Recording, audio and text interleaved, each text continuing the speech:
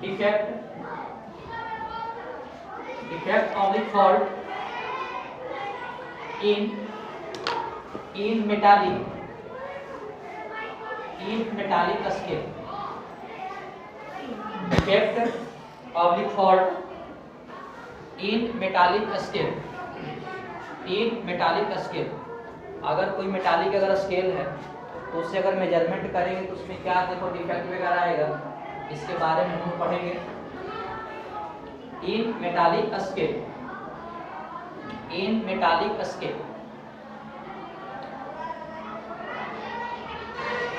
हो गया क्या?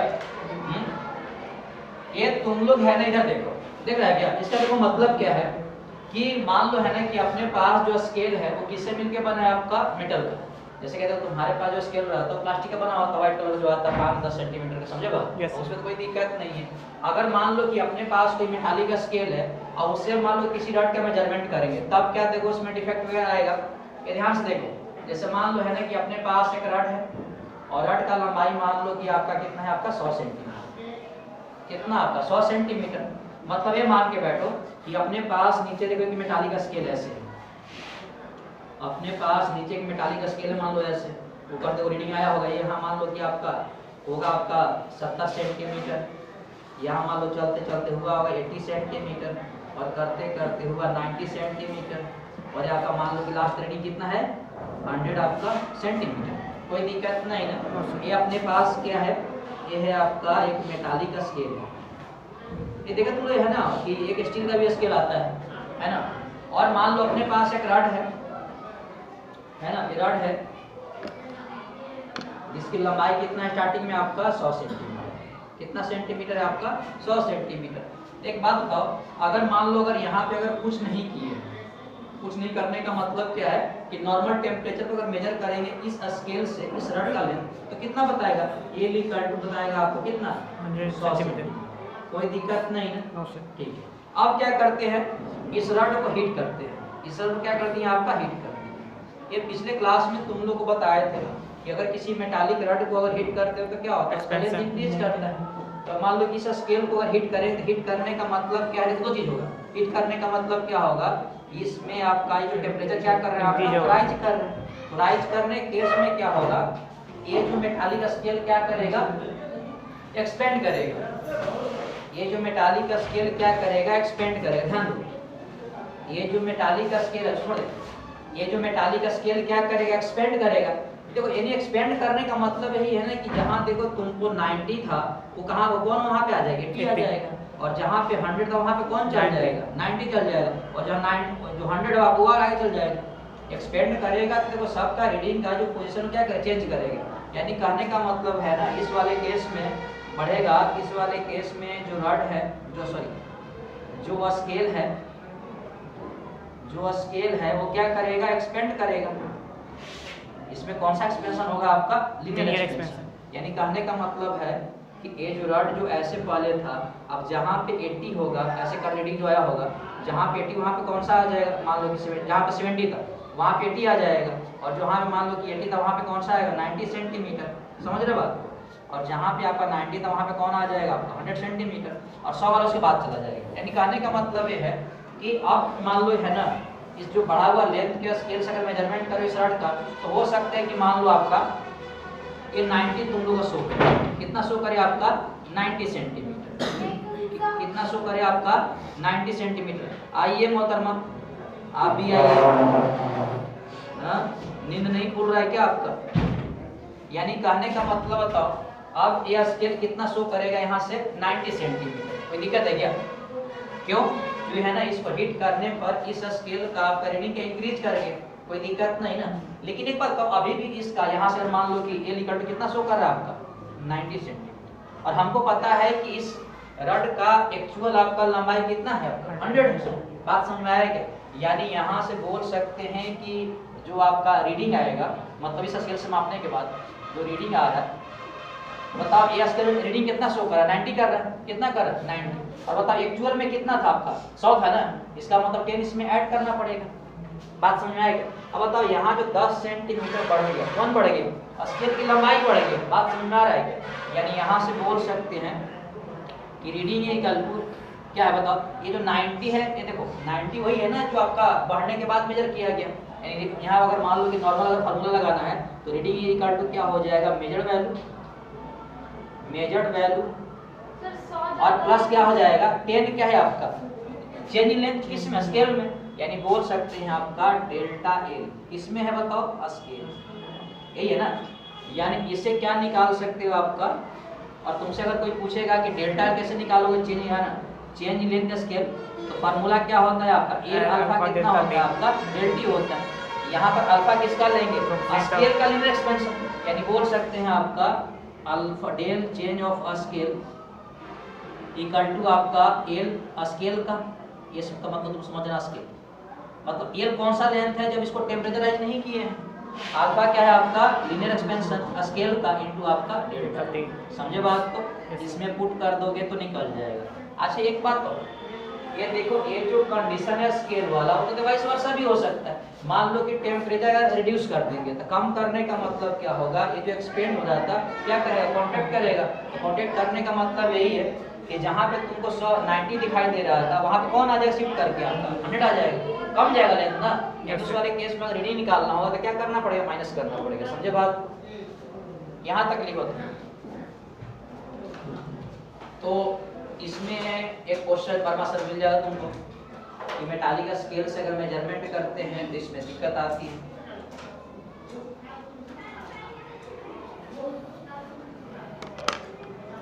मेजर वैल्यू या इसको बोलते हैं मेजर आपका लेंथ भी बोलते हैं। तो देखो दोनों चीज हो सकता है, आपका लेंथ अगर मान लो कि टेम्परेचर इंक्रीज करोगे तो लंबाई स्केल का इंक्रीज करेगा, और मान लो कि अगर कांटेक्ट करोगे मतलब टेम्परेचर डाउन करोगे तो इस केस में क्या होगा कि जो लेंथ है स्केल का वो क्या करेगा, कांटेक्ट करेगा। छूट गया था यार,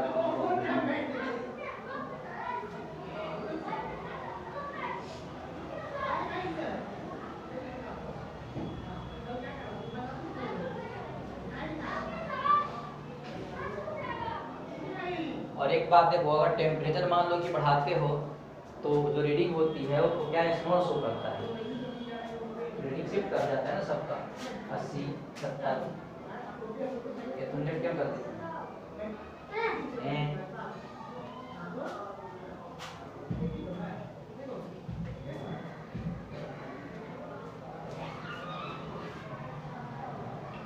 ना, ठंड पड़ रही है एरिया में महाराज। ये तुम लोग का स्केल वाला कंसेप्ट समझ में आया क्या?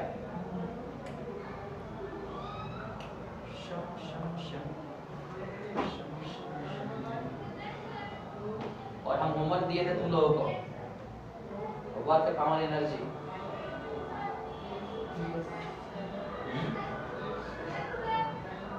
नहीं करके तो 50 रुपये जमा करना पड़ेगा 2 मिनट के अंदर।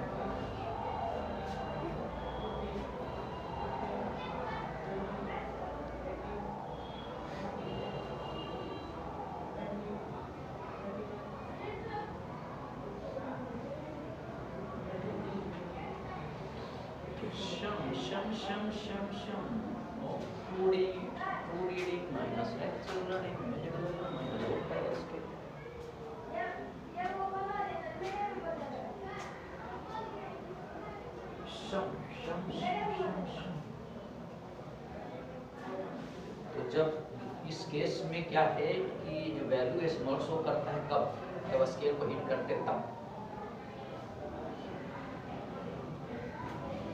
ये आप करेंगे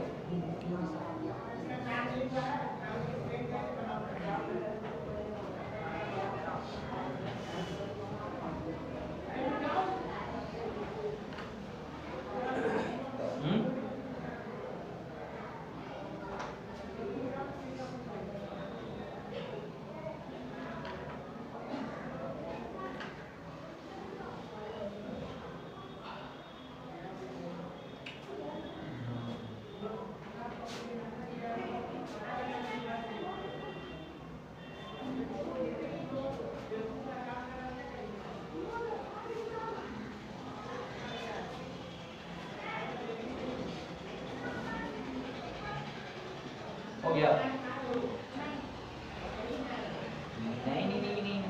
चलती रहती है। इतना ठंडा पड़ रहा है महाराज। लाइट प्लान क्या आपका है?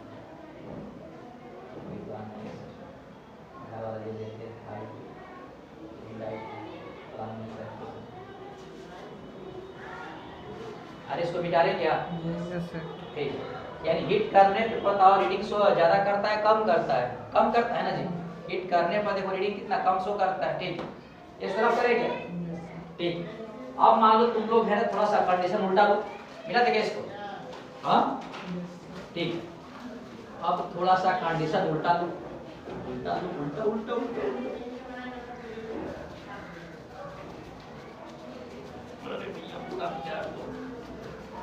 न्यूमेरिकल वगैरह आज देंगे तुम लोग है ना, एक्सपेंशन वाले हैं, समय देना, क्वेश्चन सारा बन जाएगा। ठीक है, ये तुम लोग है इधर देखो, देखो जी, ये मान लो है ना कि अपने पास कोई एक मीटर स्केल है ना, अपने पास क्या है, एक मीटर स्केल है, मतलब मेटालिक स्केल है जिसकी लंबाई 1 मीटर है, मीटर स्केल है, और इसको हम क्या कर रहे हैं, आपका कूल कर रहे हैं। क्या कर रहे हैं, आपका कूल। ये कूल करने का देखो सिंपली मतलब यही है कि टेम्परेचर क्या करते हैं, डाउन करते हैं। क्या करते हैं, आपका डाउन करेंगे। डाउन करने का मतलब क्या होगा, उसका जो लेंथ है, एक्चुअल जो लेंथ है, वो क्या करेगा, कांटेक्ट करेगा। क्या करेगा, आपका कांटेक्ट करेगा। कांटेक्ट करने का मतलब क्या होगा, आपका रिड्यूस करेगा। बात समझ में आ रहा है? देखो दोनों चीज होता है, अगर आप मेटल को हीट करें तो लंबाई बढ़ता है, और अगर मान लो कि अगर टेम्परेचर डाउन कर तो क्या होगा, आपका सिक उड़ जाएगा। क्या होगा, आपका सिक उड़ जाएगा। ठीक है, अब वही केस है आपका, मान लो कि अपने पास एक रड है जिसका लेंथ मान लो कितना है, आपका 100 सेंटीमीटर, कोई दिक्कत है क्या? और तुम्हारे पास एक ये मेटालिक स्केल है। अब मेटालिक स्केल होगा तो रीडिंग तो हो गए, मान लो आपका ये करते करते जो भी इधर से रीडिंग है आपका, यहाँ मान लो आपका 80 सेंटीमीटर है, ये करते करते यहाँ पे 90 सेंटीमीटर हो गया, और यहाँ पे लास्ट रीडिंग कितना बताओ, 100 सेंटीमीटर। कोई दिक्कत है क्या?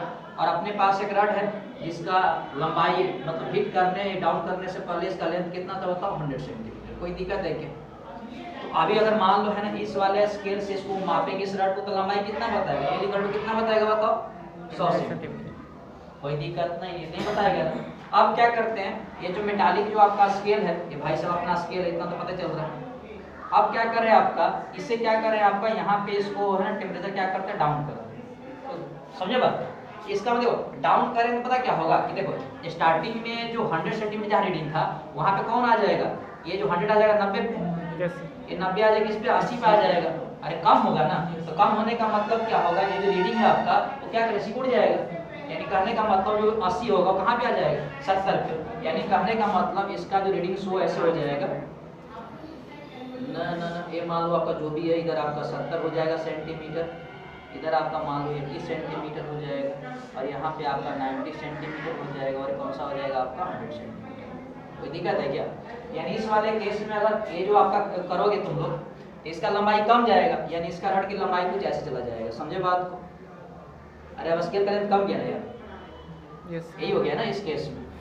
इस केस में क्या होगा, क्योंकि मान लो कि दोनों का बराबर थे तो कम जाएगा रीडिंग वगैरह। यानी अगर मान लो इसका केस में ये है ना, मान लो कि स्टार्टिंग में 80 से मान लो, ठीक है, अगर 80 भी करोगे, यानी इस वाले केस में अगर तुम इसे मेजर वैल्यू और मेजर करोगे, यानी इसमें जो रीडिंग आ जाएगा, ये जो रीडिंग आ जाएगा, एक बात ऐसा तुम लोग करना कि इसका 100 मत मान लो, जो स्केल रीडिंग 100 ही है क्या।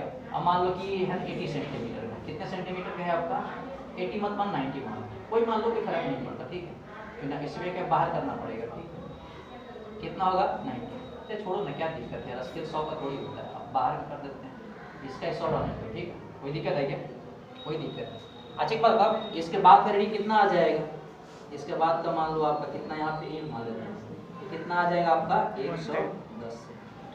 यानी इस वाले केस में देखो, आप देखो जब स्केल का साइड देखो आपका यहाँ पे रिड्यूस किया, तो पहले जो लेंथ इसका एक्चुअल लेंथ 100 सेंटीमीटर था, आप स्केल से मेजरमेंट करते कितना शो कर रहा है आपका, 110 कर रहा है, नहीं कर रहा है। तो देखो सबका रीडिंग का है ना जो पोजीशन है वो क्या कर रहा है, चेंज कर गया।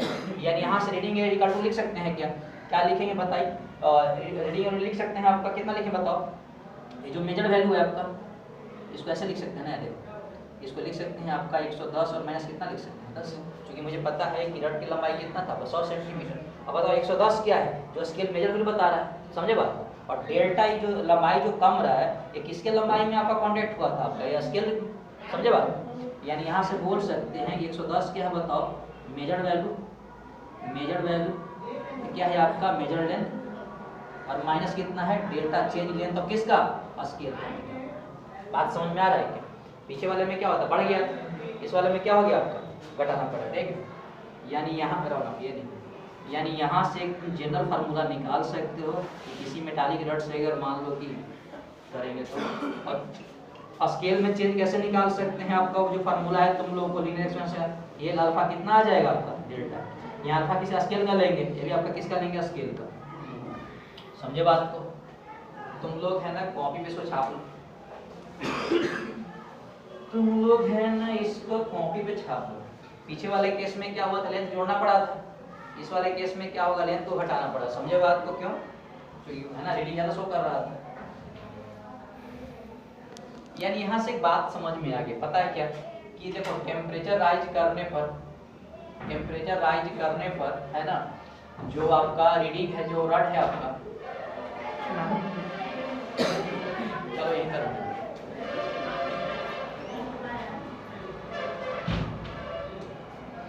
अनुराग नहीं समझ में आ रहा है क्या? आ गया लेट से गाया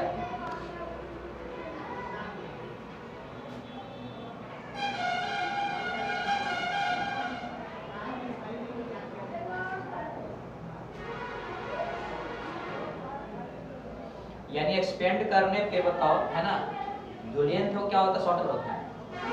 एक्सपेंड करने पे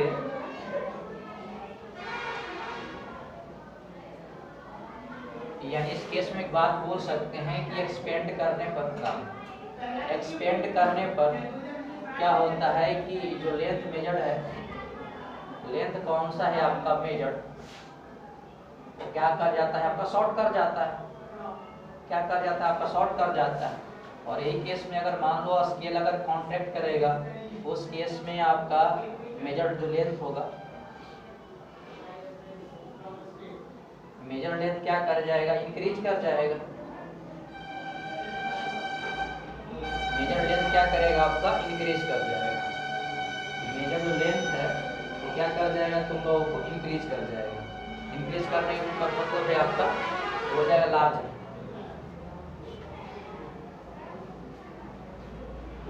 ये तुम लोग है ना एग्जाम्पल तुम्हारे है ना जब आप लोग है ना 6, 7 क्लास 8 क्लास में थे तो एक बोला जाता है ना उसमें कि जब है रेलवे ट्रैक को जुड़ा जाता है दो पटरी की थोड़ा सा गैप छोड़ देते हैं। जैसे थोड़े हैं क्या? केमिस्ट्री में कहाँ से आ गया, बहुत केमिस्ट्री तो क्या करते हैं।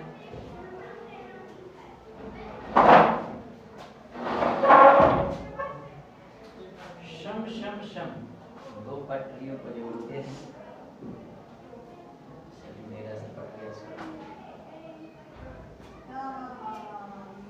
मारने का फिर देखिए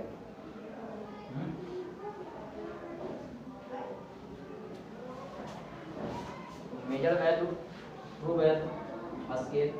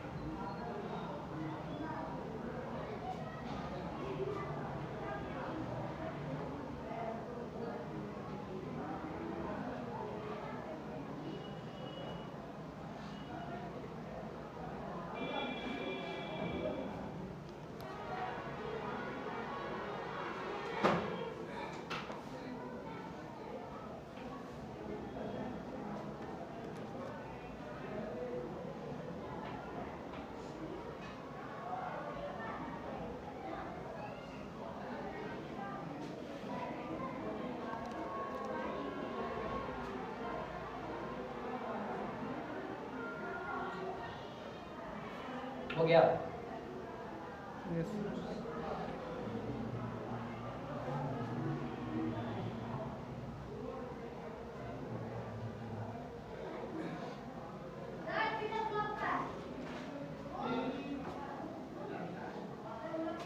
एक्सपेंशन का ही नतीजा है।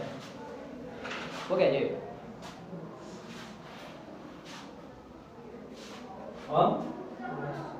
बोलना। इधर देखो ये जो बात ये बताया है ना कि वर्मा सर में क्वेश्चन ऐसा है, ध्यान देना थोड़ा सा बताया था फिर से कि रेलवे ट्रैक को देखो जब भी अगर जोड़ा जाता है तो उस केस में क्या रखते हैं आपका कि दोनों ट्रैक के ज्वाइंट पे थोड़ा सा गैप रखते हैं। तो ध्यान इसके ध्यान दो, जिसमें ये ट्रैक है और है ना मान लो यहाँ पे ज्वाइंट अगर करते हैं तो थोड़ा सा यहाँ गैप बना देते हैं। पता है क्यों? देखो जनरली क्या होता है, सुनो कि गर्मी के दिन में क्या होता है, देखो टेम्परेचर देखो राइज करता है। क्या करता है आपका? राइज करता है। इधर देखो जनरली क्या होता है कि मान लो है ना ये देखो रेलवे का ट्रैक 1 है, ये आपका ट्रैक मान लो आपका 2 है। मान लो दोनों को है ना अगर मान ज्वाइंट करके गैप छोड़ देते हैं, देखो गर्मी के दिन में क्या होता है कि टेम्परेचर क्या करता है? राइज करता है। राइज करने का मतलब क्या होगा, ये आपका क्या करेगा, ये भी देखो एक्सपेंड करेगा और ये भी क्या करेगा आपका एक्सपेंड करेगा। समझे बात को? कितना एक्सपेंड करेगा? डेल्टा इक्वल टू फॉर्मूला कितना होता है? एल अल्फा आपका डेल्टा टी। समझे बात को? कितना से टेम्परेचर डिफरेंस होगा निकाल लेंगे। अल्फा का मान दिया था रड वगैरह का, एल का मतलब क्या है प्रारंभिक इसकी लंबाई कितनी है। अब इसके से सुनो, अगर मान लो कि अगर दोनों के बीच अगर गैप नहीं रहेगा, समझे बात, तो क्या होगा, देखो ये भी लंबाई अपना थोड़ा सा बढ़ाएगा और ये भी देखो लंबाई बढ़ेगा, वो भी इसमें देखो टेम्परेचर राइज करेगा तो, और मान लो गैप नहीं रहेगा तो दोनों क्या होगा, टेढ़ा हो जाएगा। बात समझ में आएगी?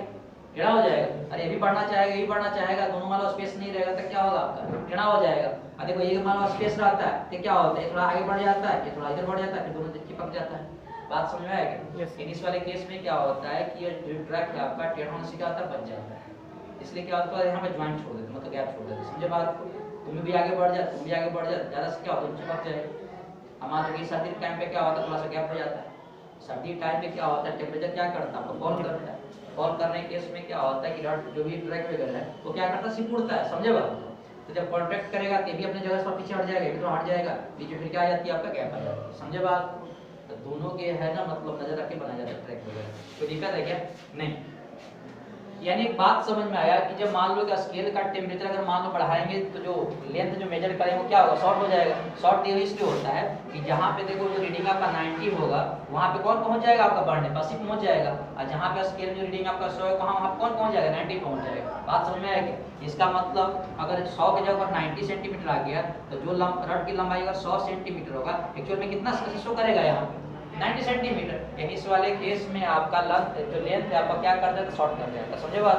इसका उल्टा किसमें होगा आपका, कॉन्ट्रैक्ट वाले केस में। कोई दिक्कत है क्या? नहीं ना? ये आपको एक क्वेश्चन करना है, मैं बोल रहा हूँ क्वेश्चन लिखो। एक स्टील स्केल, एक स्टील स्केल, एक steel scale, scale is calibrated, एक steel scale, a steel scale calibrated CALIBRATED for 20 centimeter, for 20 centimeter, एक कैलिब्रेटेड for 20 सेंटीमीटर। अरे राम राम राम राम राम, कितनी गंदी बात मैं बोल रहा हूँ। 20 डिग्री सेल्सियस टेम्परेचर का मेजरमेंट सेंटीमीटर थोड़ी होगा। for 20 डिग्री सेल्सियस, देखो ये कैलिब्रेटेड का मतलब क्या है कि अगर इस वाले टेम्परेचर पे इसको मेजर करेंगे ना तो इसके लंबाई में है ना कोई आपका चेंज नहीं आएगा। Is used to measure, is used to measure the length of a rod, the length of a rod at 30 centimetre, 30 centimetre, which is 30 centimeter. You measure the length of a rod at 30 degree. 30 centimetre length क्या बोल रहा हूँ यार, कैसे बोल रहा हूँ। Used to measure the length of a rod at 30 degree Celsius लिखो। अरे यार 30 degree Celsius, which is 30 centimetre long, 30 centimeter long. Find the observed length, find the observed length of rod, और इसमें लीनियर एक्सपेंशन ऑफ रड तुम लोग को दिया हुआ है कि अल्फा इसका मान तुम लोग दिया हुआ है L is equal to 1.2 into आपका 10 की पावर -5 है ना पर डिग्री आपका सेंटीग्रेड, और आपका सेंटीग्रेड। तो इसका है ना ऑप्शन ए लिखो, इसको जो निकालना तुम लोगों को। Will the rod measure, will the will the rod measure shorter or longer? Will the rod measure shorter or longer? और सेकंडली को तुम लोग how much longer or shorter? How much longer or shorter? How much longer or shorter? ये इसको तुम लोग है ना सोल्व करो। एक कैलिब्रेटेड 20 डिग्री सेल्सियस का मतलब क्या है? इस टेम्परेचर पर अगर इस रड से मान लो कि अगर मेजरमेंट करेंगे इस स्केल से तो इसमें कोई एरर नहीं होगा। इसका मतलब यही है ना।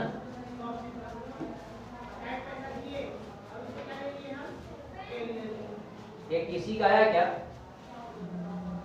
अरे बोलो यार।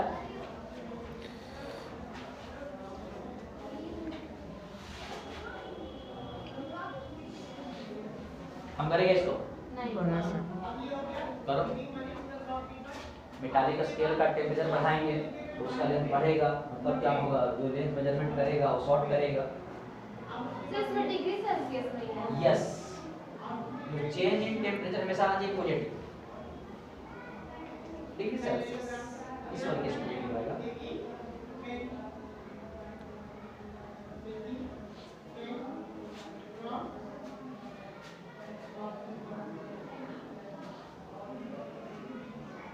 अपने पास एक मेटालिक स्केल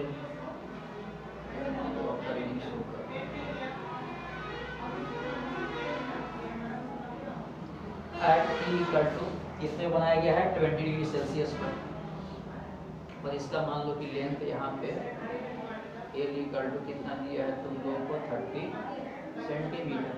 आप क्या कर दिए? टेम्परेचर राइज करवा दिए। कितने में? 30 पे लेके आ गए। इस केस में डेल्टा टी क्या करवा दिए? राइज करवा दिए। तो जो स्केल क्या करेगा? एक्सपेंड कर जाएगा। स्टार्टिंग में 30 पे जो शो कर रहा था अब यहाँ पे कौन सा आ जाएगा? 20 आ जाएगा। मान लो ये आ जाएगा मान लो कि 20 सेंटीमीटर जहाँ पे रड का लंबाई शो कर रहा है कि नहीं? और ये आगे चल जाएगा आपका यहाँ से आपका हो जाएगा 30 सेंटीमीटर। समझे बात? इस वाले केस में जो अब ये लिखा तो कितना मेजर कर रहा है? 20 सेंटीमीटर। यानी इस केस में बोल सकते हैं reading equal to measure value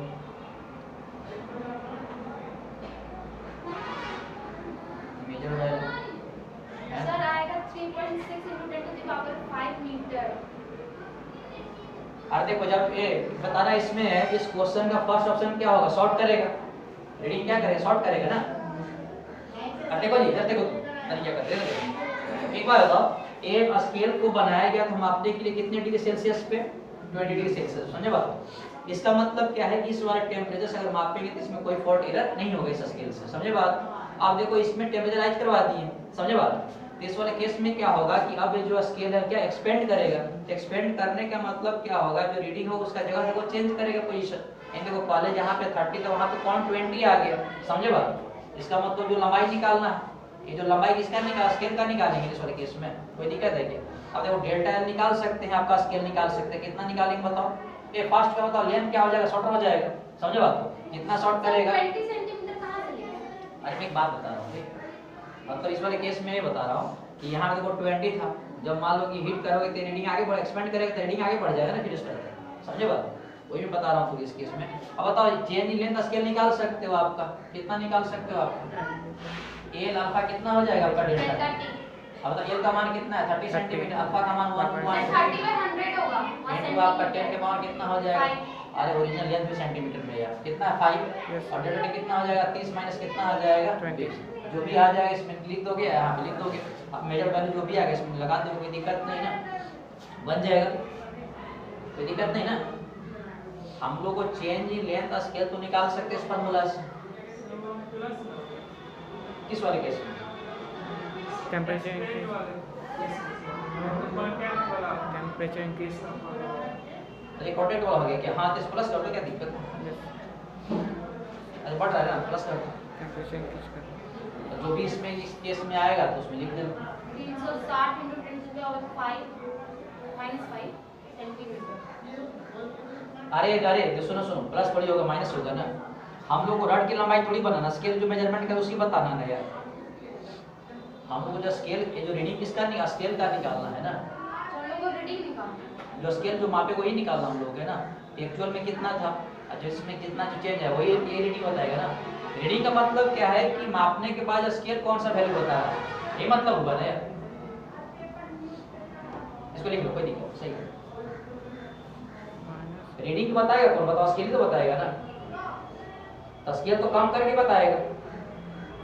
अरे स्केल जो बताएगा वो तो कम करके बताएगा ना यार।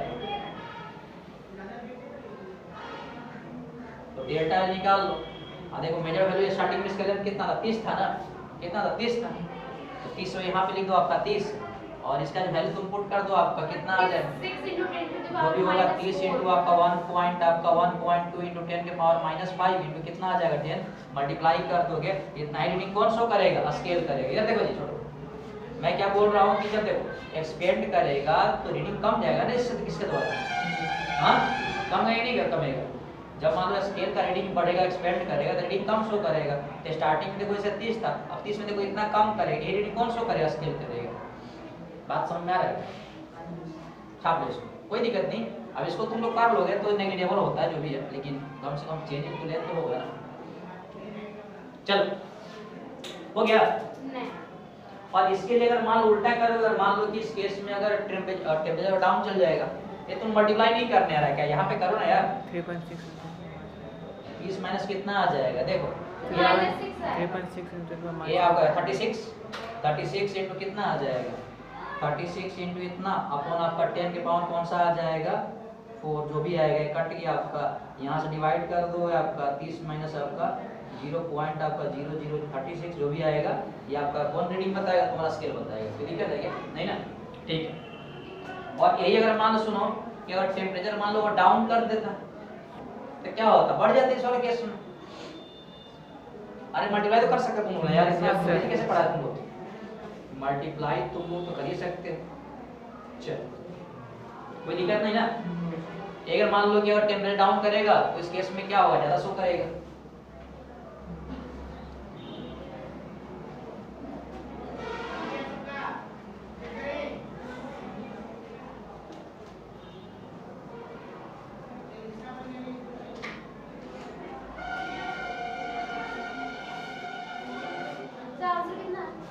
अरे आंसर जो भी माइनस कर लो यार, अब आंसर हम थोड़े बताएंगे। चल हो गया, हाँ चलो यहाँ तो कोई दिक्कत नहीं ना। अगर ऐसे मान लो कि घट जाएगा तो इसमें तो ऐड कर दोगे। देखो जब घटेगा तो रीडिंग ही ज्यादा शो करेगा ना, लेकिन इस वाले केस में क्या आता, बढ़ गया था तो रीडिंग कम शो करेगा। जब स्केल का लंबाई बढ़ जाएगा, जैसे मान लो कि अपनी लंबाई मान लो 6 फीट के, समझे बात, स्केल मान लो गर्मी में बढ़ गया तो अपना कम बताएगा रीडिंग ना, फिर तो ठीक है। तो रीडिंग का जो है ना, जो पोजीशन में चेंज कर जाता है, ऊपर नीचे आ जाता है, ठीक। अब इधर देखो, इसके न्यूमेरिकल वगैरह है, वर्मा सर की बुक वगैरह में है, तो आप माथा पीछे करना बैठ के। देखो तुम लोग अगर न्यूमेरिकल पे एफर्ट नहीं लगाओगे तो उसमें हम कितना कर सकते हैं बताओ। बस मैं ये करता हूँ जितना कंसेप्ट है उस पर सारा डिस्कस करूँ तो 2-4 न्यूमेरिकल लगवा दो, बढ़िया बढ़िया है, ठीक है। अब इससे बहुत एनर्जी दिए थे, और इसमें कई मोहतरमा सोल्व कर नहीं लेके आए होंगे, क्यों भैया ठंडी का टाइम है, सोना भी तो क्या है, 100 रुपये भी जमा करोगे तुम लोग। ये तुम लोग है ना कॉपी पर हेडिंग लगाओ, pendulum base clock, pendulum pendulum base clock, pendulum base clock, pendulum base clock, pendulum base clock, pendulum base clock, pendulum base clock,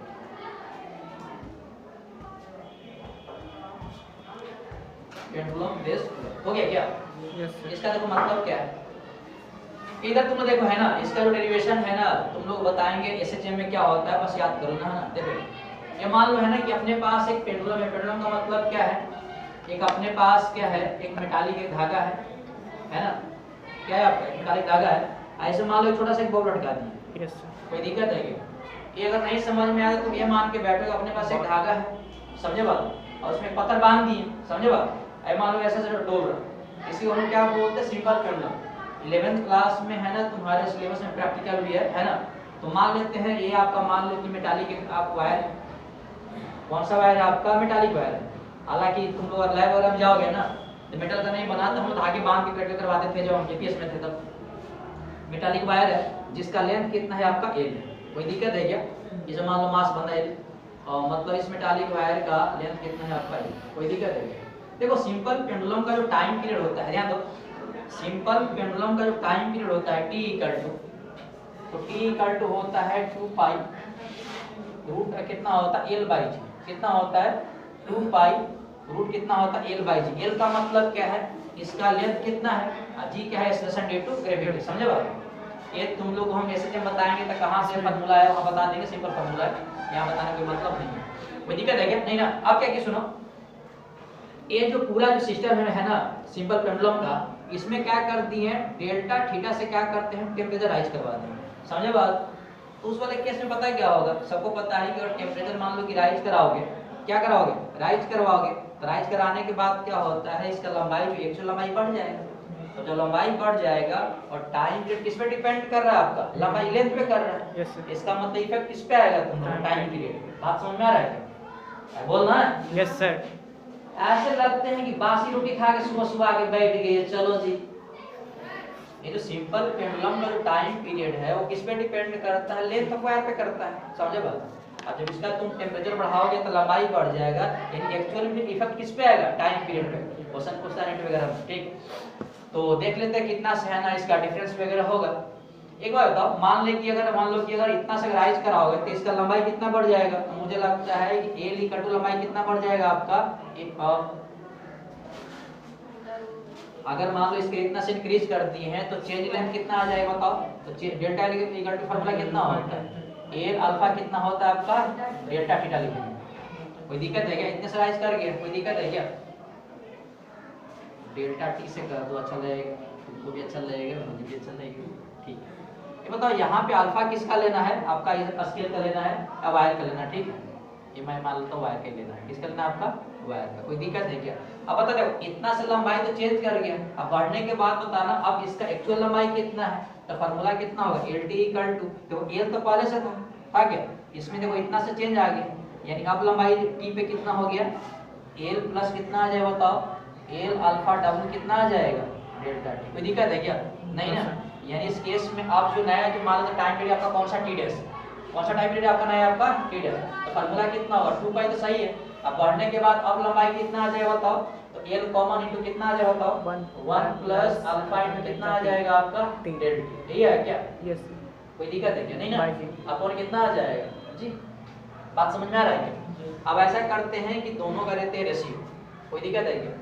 तो इसको इक्वेशन 1, इसको इक्वेशन आपका 2 ले लो, और मेरा ऐसे मन कर रहा है कि सेकंड इक्वेशन को तुम फर्स्ट से डिवाइड कर दो। ये हम लोग का टॉपिक पता क्या है, टॉपिक ये है कि अगर सिंपल पेंडुलम को अगर मान लो कि टेम्परेचर राइज कराओगे तो उसके टाइम पीरियड में कितना इफेक्ट आएगा, क्वेश्चन नहीं है ना। अब दोनों को तुम रेशियो लो, तो रेशियो लेने पर मुझे लगता है कि टी डैश अपॉन आपका टी इक्वल टू 2 पाई। एक बार बताओ, यहाँ जब डिवाइड करोगे तो मुझे लगता है डिवाइड करने के बाद ये आ जाएगा क्या, L into 1 plus alpha into आपका डेल टी अपॉन आपका जी। और जब इसको डिवाइड करोगे देखो जी ऊपर चल जाएगा, जाएगा क्या? Yes sir. और नीचे कौन सा आ जाएगा, इसका लंबाई एल आ जाएगा। कोई दिक्कत है क्या? देखो जी से जी मर गया और एल से एल मर गया, कोई दिक्कत है? और 2 पाई से 2 पाई मर गया होगा ना मेरे हिसाब से, जो बाहर दोनों होगा ये भी दोनों मर गया होगा। यानी इस केस में T dash upon T equal to कितना हो जाएगा बताओ। मुझे लगता है कि 1 प्लस यही बच गया क्या, 1 प्लस अल्फा इंटू आपका डेल्टा टी के पावर रूट बच गया क्या, रूट को लिख सकते हैं 1/2 लिख सकते हैं क्या। अब देखो यहाँ पे डेल टी जो है ना, जो टेम्परेचर जो राइज करा रहा है वो डेल टी क्या है, वेरी वेरी स्मॉल है ना, वो क्या है, वेरी वेरी क्या है आपका, स्मॉल है। ये नहीं कि मान लो कि सिंपल पेंडुलम को लैब में रखें आपका 20 पे आप पहुंचा दिए 50, समझे बात। जनरली क्या होगा, देखो ये सब जो इंस्ट्रूमेंट वगैरह है वो लैब में रहता है, और लैब में ऐसा नहीं सडनली टेम्परेचर राइज करता, समझे बात, के स्मूथली राइज करता है। तो मतलब मान के बैठे हैं कि ये चेंज इन टेम्परेचर क्या काफी कम है, समझे बात। अब तुम लोग को जो बाइनोमियल पढ़ा रहे थे वहाँ एक बात बताए थे, क्या बताए थे कि बताया था क्या कि 1 प्लस एक्स के पावर अगर n है और x का वैल्यू अगर मान लो कि मच लेस देन 1 है, एक और 1 से काफी है, तो फार्मूला क्या होता है 1 प्लस और पावर मल्टीप्लाई होता है, बताया था क्या? अब देखो इस वाले केस में ये सबको पता है कि अल्फा की वैल्यू देखो आपका काफी कम होता है, इसका पावर कितना होता है 10⁻⁵ होता है ना, अगर ऑर्डर में देखे हो तुम, या तुम स्टील का देखो, कॉपर का देखो, ये देखो काफी कम है आपका, और 10 की पावर -5 का मतलब कि 1 से वैल्यू काफी कम है। यस सर, और डेल्टा टी देखो काफी अगर स्मॉल है, इसका मतलब ये जो पूरा जो टर्म है क्या 1 से कम है क्या, यानी अगर इस वाले केस में देख रहे हैं अल्फा इनटू डेल्टा टी, ये भी लगता है काफी 1 से कम है। यस तो क्या फार्मूला लिख सकते हैं आपका क्या, 1 टी डैश अपॉन आपका T equal to 1 plus power देखो यहाँ मल्टीप्लाई हो जाएगा, Yes, sir, जैसे यहाँ पावर मल्टीप्लाई हुआ था तो यहाँ कितना आ जाएगा 1/2 इनटू कितना आ जाएगा 1/2 अल्फा इनटू कितना आ जाएगा डेल्टा टी। कोई दिक्कत है क्या? नो सर, यानी यहाँ से बताओ टी डैश इक्वल टू कितना आ जाएगा, तो टी डैश इक्वल टू इधर मल्टीप्लाई चल जाएगा, T into 1 plus 1/2 alpha into कितना आ जाएगा डेल्टा टी। यानी इस केस में अगर तुम निकालोगे तो टी डैश इक्वल टू हो जाएगा टी प्लस टी अंदर बैठ दो और टी प्लस कितना है बताओ, टी प्लस आपका 1/2 टी अल्फा इनटू कितना आ जाएगा आपका डेल्टा टी। ये है क्या बोला यार?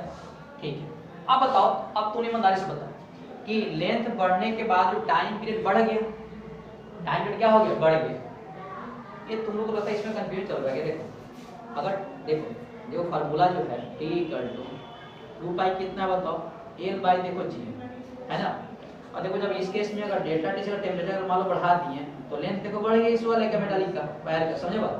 तो लेंथ बढ़ गया तो टाइम पीरियड क्या करेगा इंक्रीज करेगा। तो टाइम पीरियड इंक्रीज करने का मतलब क्या, सुनो देखो बढ़ने और घटने का मतलब पता है क्या, जैसे है ना मान लो देखो किसी का टाइम पीरियड मान लो कि अगर 4 सेकंड है, कितना आपका 4 सेकंड, बात समझ में आया क्या? यानी तो चक्कर लगाने में कितना लगेगा 50 सेकंड, यही मतलब है ना। और मान लो टाइम पीरियड बढ़ गया, टाइम पीरियड बढ़ गने का मतलब कितना होगा 6 सेकंड हो गया, मतलब क्या है अब सेम चक्कर लगाने समय कितना लगा आपका 6 सेकंड, समझे बात? इसका मतलब क्या है इस केस में टाइम पीरियड आपका थोड़ा इंक्रीज कर गया। तो अगर मान लो कि टाइम पीरियड डिफरेंस निकालना चाहोगे, कितना निकालना चाहोगे डेल्टा टी, कोई दिक्कत है क्या? कितना से बढ़ गया, कितना से t plus 1/2 t into alpha into कितना डेल्टा टी, और टाइम पीरियड कितना था आपका t, अगर देखो पहले देखो 4 था, बढ़ने बाद कितना आ गया 6 आ गया, तो डिफरेंस कितना आ जाएगा आपका 6 माइनस कितना आ जाएगा 4 करेंगे कितना आएगा 2 से बढ़ गया, वही करता हूं बढ़ने के बाद देखो इतना टाइम पीरियड है और स्टार्टिंग में जो 4 है आपका पहले का टाइम पीरियड कितना है आपका t, यानी वो कैंसिल हो गया t से, यानी इस केस में t इक्वल टू आ जाएगा 1/2 t इनटू कितना अल्फा इनटू कितना आ जाएगा, समझे बात? इसको तुम लोग छाप लो डेरिवेशन।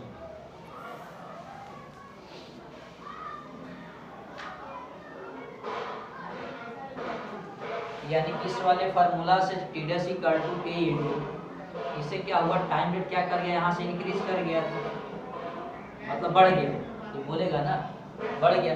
यहाँ पर t क्या था, लेंथ बढ़ने से पहले से टाइम पीरियड, t क्या था लेंथ बढ़ने से इसका टाइम पीरियड, और टी डैश क्या है लेंथ बढ़ने के बाद से टाइम पीरियड, और डेल्टा टी क्या है आपका लॉस इन टाइम पीरियड, कितना सा आपका टाइम पीरियड इसका लॉस करके 1/2 टी अल्फा इनटू आपका डेल्टा टी।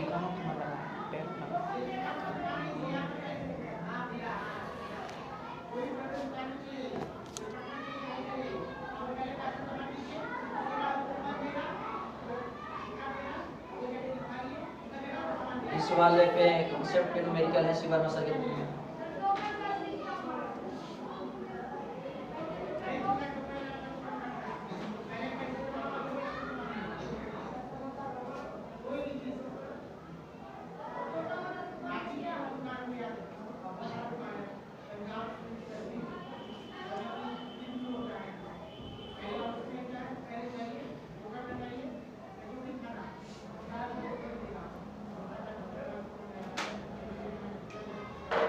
शम शम शम शम शम शम शम शम डेरिवेशन समझ में आया क्या?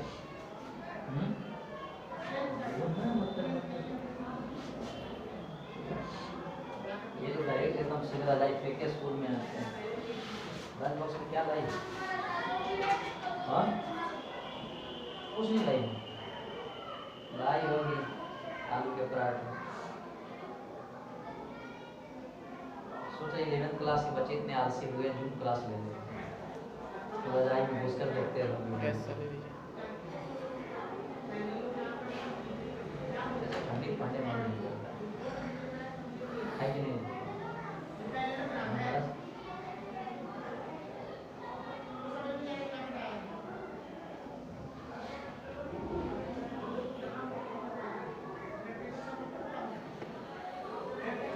इस पे एक दोनों मेडिकल भी है वर्मा सर के बुक में। सर वर्मा सर के बुक में से बहुत कुछ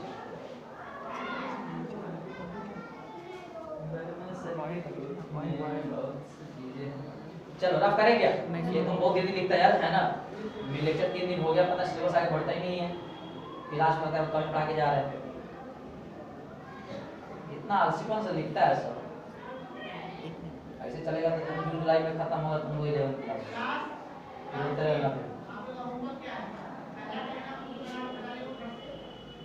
क्योंकि 1 अप्रैल से है ना 12th का सिलेबस किसी हालत में शुरू करना तो करना है, वरना फिर दिक्कत हो जाएगी। खुदा ना खास कर इसका बच जाएगा तो संडे संडे कवर हो जाएगा।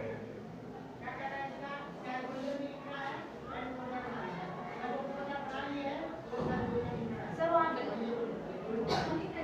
नीचे पे 2/π दोनों का है ना, यहाँ भी ये देखो, यहाँ भी है तो दोनों मर जाएगा। रेशियो लेंगे तो मरेगा दोनों।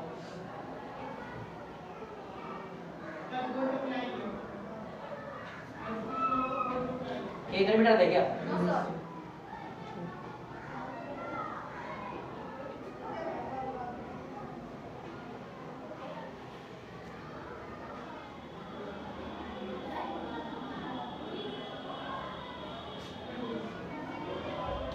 लॉस हो जाएगा, लॉस लॉस लॉस, जो समय हो जाएगा ज्यादा।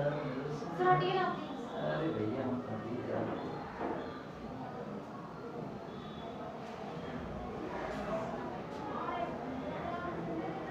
तुम्हारे फोटो है क्या? बोल ना किसका फोटो है? तुम्हारा भी फोटो है। हो गया। चलो इधर देखो।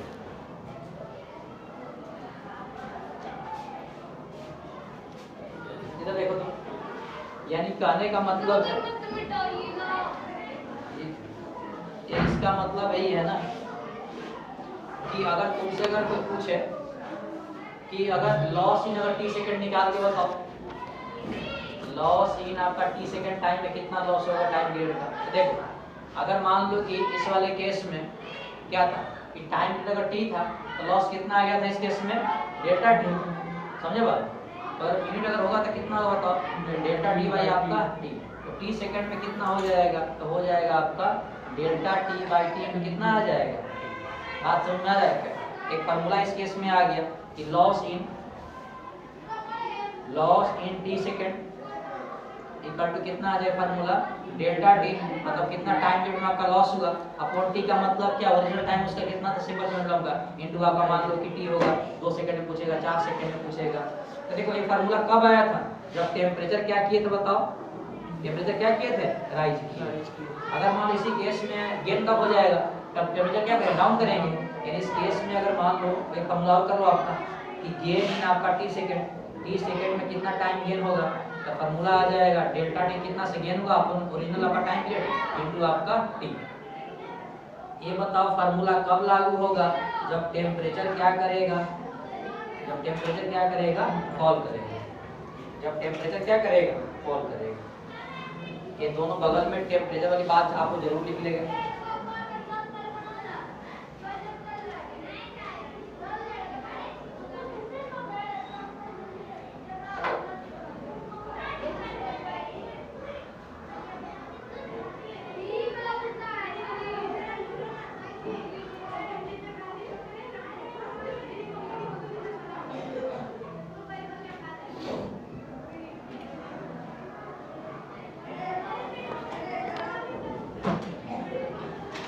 हो गया?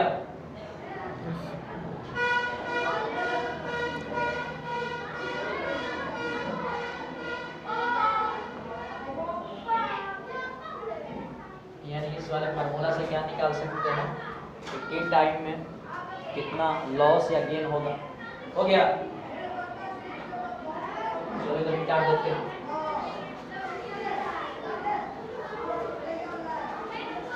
लॉस या gain in one time period,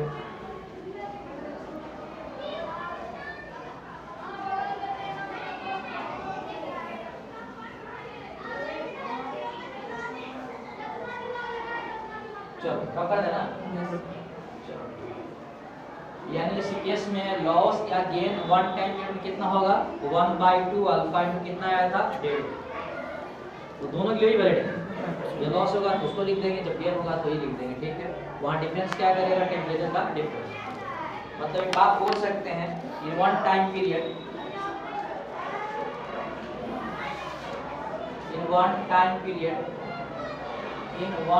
period loss oblique gain, मतलब कितना से लॉस होगा कितना से गेन होगा, बोल सकते हैं कितना से टाइम पीरियड में फॉर्मूला कितना है, 1/2 अल्फा, 1/2 कितना आया था, टी अल्फा कितना आया था, यही से था ना।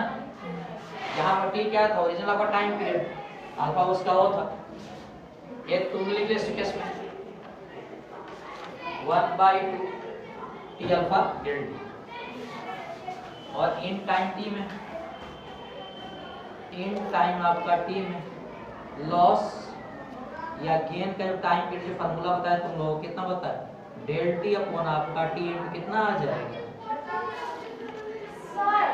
जी।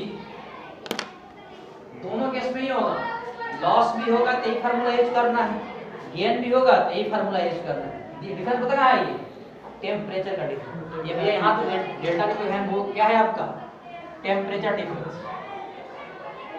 यही है ना। ये तो लोग कंफ्यूज मत करना सर, यहाँ भी टी और यहाँ भी टी है, टी यहाँ पे टाइम पीरियड है, इस केस में यहाँ पर टी कौन सा है, अरे मल्टीप्लाई नहीं किए थे, जो क्रॉस मल्टीप्लाई वहां से किए थे यार, सर क्या किए थे पता नहीं चल रहा। और इधर वाला क्या है, डेल्टा टी, वो तो डेल्टा टी है आपका कितना से टाइम डेट लॉस करेगा, टी क्या है, ओरिजिनल टाइम पीरियड, ये टेम्परेचर नहीं है भैया, टी क्या है, original time period. Delta T क्या है, मान लो टेम्परेचर बढ़ा दिए तो उसका कितना टाइम डिफरेंस आ गया, अपॉन टी कितने समय पे बढ़ गया। ध्यान दिया करो, ध्यान कहीं और जा रहा तुम्हारा, सर आपका जा रहा सर, हमारा थोड़े जा रहा सर, हमारा सर मेरी जिंदगी से बाहर नहीं निकले हैं जिंदगी में।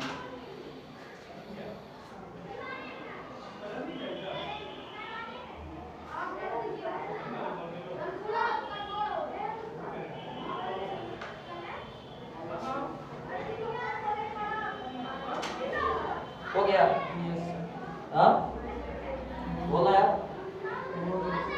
हो गया ना, ठीक है, रफ करते क्या, हाँ ठीक कर देना। चलो आप कुछ और समझते हैं, कुछ और फार्मूला निकालते हैं। ये तुम लोग है ना कॉपी पर हेडिंग लगाओ, लगा दिए क्या, effect on density, effect on density, effect on density, density of liquid,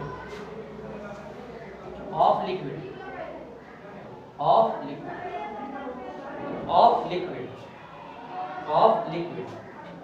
हो गया क्या, देखो देखो जी, देखो देखो देखो देखो देखो, हाँ ये टाइम पीरियड जो न्यूमेरिकल है ना, एसटी वर्मा सर बुक में दिया हुआ है, तो सतर्क होकर बनाओगे क्वेश्चन सॉल्व हो जाएगा, ठीक है। इधर देखो, ये आप क्या समझना है, देखो ये अभी तक हम लोग क्या सीखे कि अगर मान लो है ना, अगर सॉलिड को गर्म कर रहे थे तो उसका देखो लंबाई बढ़ रहा था टेम्परेचर राइज करने पर, कर रहा था। मान लो कहीं अगर 2 डायमेंशनल ऑब्जेक्ट रिंग वगैरह था तो उसका देखो एरिया बढ़ रहा था, बढ़ रहा था ये। Yes, sir. और मान लो कहीं पे अगर 3D का ऑब्जेक्ट था तो मान लो कि उसका क्या इंक्रीज कर रहा था, आपका वॉल्यूम कर रहा था।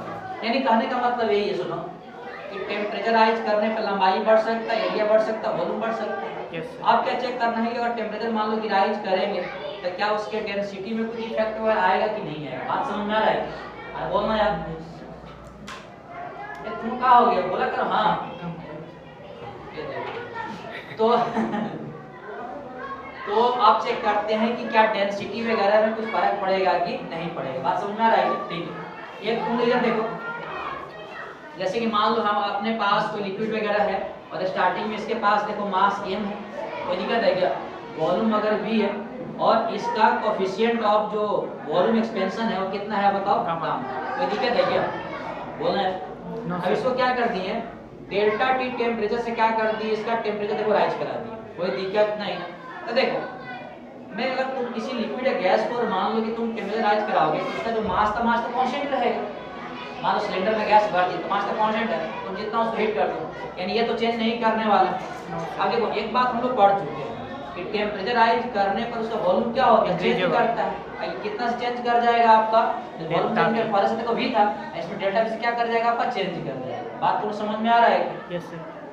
हम लोग पढ़े थे ना वॉल्यूमेट्रिक एक्सपेंशन, मतलब पहले तो v था, इतना से बढ़ा दिए, इतना से चेंज कर गया। और बताओ अगर मान लो इसका ये तो गामा चेंज नहीं करने वाला क्योंकि किस पे डिपेंड करता है, नेचर पे। और सेम अगर मान लो कि लिक्विड वगैरह है तो भी क्या रहेगा आपका, सेम ही रहेगा, कोई दिक्कत नहीं ना। अब ठीक मतलब स्टार्टिंग में इसका डेंसिटी निकालने का फार्मूला कितना होगा, मास वॉल्यूम। तो डेंसिटी को डिनोट करते हैं रो से, तो फार्मूला हो जाएगा आपका मास अपॉन कितना हो जाएगा आपका वॉल्यूम, कोई दिक्कत नहीं ना। यानी बोल सकते हैं रो इक्वल टू आपका m अपॉन v। देखो ये डेंसिटी कब था, टेम्परेचर बढ़ाने के पहले था।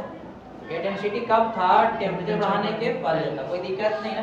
अब बाद में डेंसिटी निकाल लेते, इसको हम बोल देते हैं रोडेक्स। कितना बोलते हैं आपका रोडेक्स, तो फार्मूला कितना होगा, मास अपॉन वॉल्यूम होगा। मास नहीं रहेगा और वॉल्यूम कितना हो जाएगा, v प्लस कितना आ जाएगा, कोई दिक्कत नहीं ना। और जब चेंज इन वॉल्यूम निकाल सकते हैं डेल्टा v, तो फार्मूला कितना होता है, v गामा इनटू कितना होगा तो होता है डेल्टा t, कोई दिक्कत नहीं है। ठीक, यानी इस केस में से बोल सकते हैं क्या, s equal to m upon v plus v gamma कितना आ जाएगा डेल t, यानी s इक्वल टू आपका m अपॉन v कॉमन कर लो, कितना 1 प्लस आपका गामा इनटू कितना आ जाएगा, कोई दिक्कत है क्या? नहीं ना। ये इसको इक्वेशन तुम 1 मान लो और इसको इक्वेशन कितना मान लो तुम लोग, सेकंड। ये मेरा ऐसे मन कर रहा है कि इक्वेशन सेकंड को तुम फर्स्ट से डिवाइड करो, और रो डैश अपॉन आपका रो आ जाएगा इक्वल टू कितना आ जाएगा m बाई v। आज इसको तुम डिवाइड तुम अगर करोगे तो डिवाइड करने के बाद लगता है ये टर्म ऊपर चल जाएगा, तो v इनटू 1 प्लस आपका v गामा कितना आ रहा है, और राम राम उल्टा हो गया। अच्छा ये नीचे आ जाएगा क्या, v into 1 plus gamma into कितना आ जाएगा डेल t, और ऊपर ही रह जाएगा क्या, ये रह जाएगा क्या, m ऊपर और नीचे आया इसके नीचे m आ जाएगा, ये आ जाएगा ना, कोई दिक्कत है क्या? यानी इस केस में v से v देखो मर गया, ये तुमको समझ में आ रहा है? ये तू टाई कर भेजे क्या घर वाले, और देखो m से m मर गया, यानी कि इससे बताओ कितना आ गया, rho dash upon rho equal to 1 upon 1 plus gamma into कितना आ जाएगा डेल टी। तो उसको ऊपर लेके जाएंगे तो मुझे लगता है कि 1 plus gamma into del T की पावर कितना आ जाएगा, -1 आ गया, कोई दिक्कत है क्या? और एक बात देखो सबको पता हो, जो फार्मूला मैं फिर से बताऊंगा कि 1 प्लस x के पावर अगर मान लो कि -n है और x से वैल्यू अगर मान लो का x अगर काफी कम रहता है तो पावर तो मल्टीप्लाई हो जाता है, फार्मूला कितना 1 माइनस कितना हो जाता है आपका n। उसी तरह यहाँ जो गामा का मान है वो काफी कम होता है, ऑर्डर कितना 10 5 का फॉर्म होता है, और टेम्परेचर -1 है पावर ऊपर जाएगा, नीचे नीचे 1 प्लस सही है। हाँ जी पावर मल्टीप्लाई होता है, माइनस होगा, अगर यहाँ प्लस रहेगा तो प्लस नेक्स्ट हो जाएगा। ठीक, तो देखो इस वाले केस में ये पूरे टर्म का वैल्यू क्या है आपका 1 से काफी कम है, समझे बात? इस केस में पावर क्या होगा, मल्टीप्लाई हो जाएगा, यानी कि इसमें rho dash upon rho equal to हो जाएगा 1 माइनस गामा इनटू कितना आ जाएगा डेल टी, मल्टीप्लाई कर दो तो रो डैश इक्वल टू आपका रो इनटू 1 माइनस आपका गामा इनटू क्या होगा डेल टी। यानी कहने का मतलब क्या हुआ, टेम्परेचर बढ़ाने के बाद क्या होता है, डेंसिटी क्या होता है, घट जाता है। Yes sir. इसको तुम मल्टीप्लाई करोगे तो आपका इतना से घट तो गया टर्म्स, बात समझ में आएगी क्या? तो अगर यहाँ टेम्परेचराइज कराओगे तो डेंसिटी क्या हो, कम जाएगा। ये जो रोडेस आपका कितने टेम्परेचर डेंसिटी आपका T, तो यहाँ पे हो जाएगा है ना, कोई दिक्कत है क्या? ये जो डेंसिटी रो कब है आपका, टेम्परेचराइज कराने से पहले का डेंसिटी है, समझे बात? और ये डेंसिटी कब है, जब इतने से आपका राइज करवा दी टेम्परेचर तब का, बात समझ में आएगी क्या? यानी राइज कराने के बाद टेम्परेचर क्या होता है, डेंसिटी क्या होता है, घट जाता है। ये फार्मूला एक लास्ट बच गया था, rho dash equal to rho into 1 minus gamma into delta. तो टेम्परेचर राइज कराने के बाद डेंसिटी घट जाता है, तो तुम लोग देखो है ना टेम्परेचर से रिलेटेड कितना चीज बता दिए, लंबाई चेंज करेगा, एरिया चेंज करेगा, वॉल्यूम चेंज करेगा, डेंसिटी करेगा, टाइम रेट चेंज करेगा। इससे ज्यादा तुम लोग को नीट वगैरह क्वेश्चन नहीं आएगा, समझे? सर आ जाएगा सर, हम लोग बोर्ड वाले हैं सर।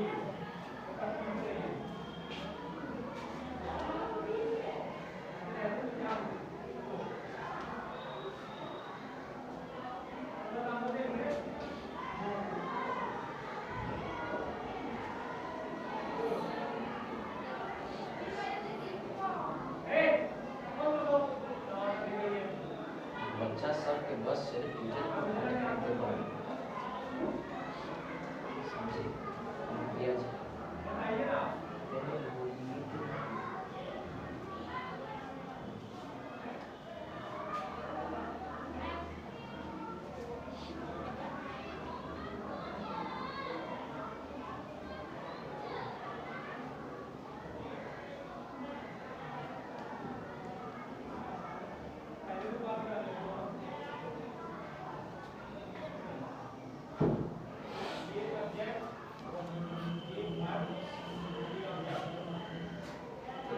एक्सपेंशन वाले सारे जो क्वेश्चन था ये सारे का हो गया, तो लोग मैंने करा दी।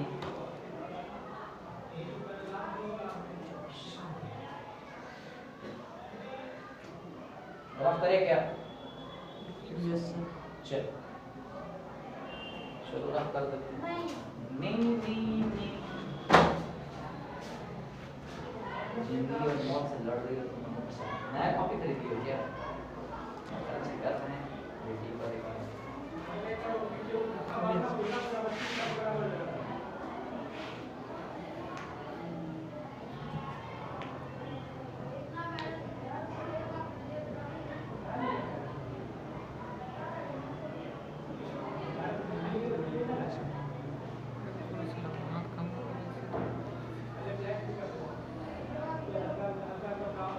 हो गया।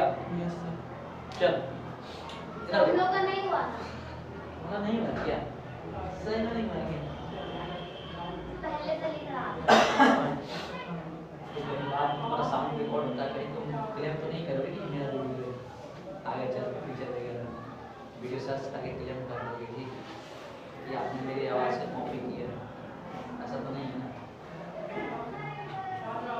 सर हो गया क्या? चल ये तुम लोग है ना जो एक्सपेंशन और टॉपिक था तुम लोग खत्म हो गया, ठीक है? रफ करेंगे इसको? Yes sir. ठीक सर, रफ करो सर। ये तुम लोग कॉपी पर हेडिंग लगाओ कैलोरीमेट्री। कैलोरीमेट्री स्पेलिंग में लिख दे रहा हूँ, दिक्कत होगा तुम लोगों को। आप लोग कॉपी पर हेडिंग लगाओ calorimetry, COAO calorimetry, REMETR calorimetry, COLOREMETR। ये सबको पता है कैलोरीमेट्री में क्या करते हैं हम लोग? स्टडी करते हैं। किसका करते हैं? आपका स्टडी करते हैं, जिसमें हीट मेजरमेंट का स्टडी करते हैं, यही तो करते हैं ना? ये तुम्हारे है ना एक केमिस्ट्री वाले सर बताए होंगे कि कैलोरीमेट्री में बेसिकली हम लोग किसका स्टडी कर रहे हैं? आपका हीट का करते हैं, यही करते हैं क्या? ये इसके बगल में तुम लिखो, तुम लोग है ना study of measurement of heat, study of measurement of heat.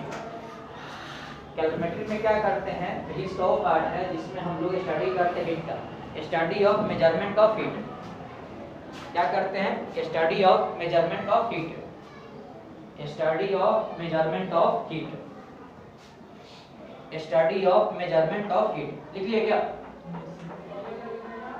Study of measurement of heat लिख ले।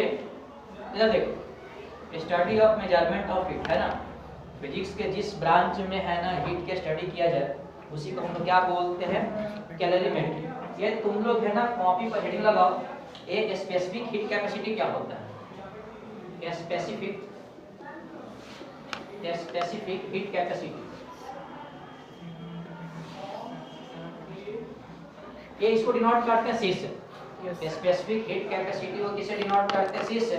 आगे चल के तुम्हारे केमिस्ट्री वाला सर बताएंगे कांस्टेंट वैल्यू को कैसे निकालते हैं, कांस्टेंट प्रेशर को कैसे निकालते हैं, जहां पर डिनोट करते हैं Cp और Cv, और एक फार्मूला आता है Cp - Cv। यही क्या हो गया? तो स्पेसिफिक हीट कैपेसिटी, और इसको किसे डिनोट करते हैं, किसे करते हैं आपका सी। हो गया क्या?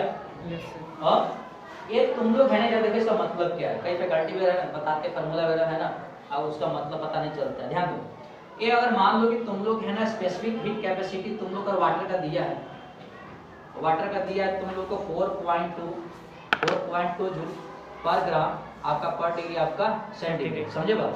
इसका मतलब पता है क्या तुम लोगों को? इसका मतलब पता है क्या?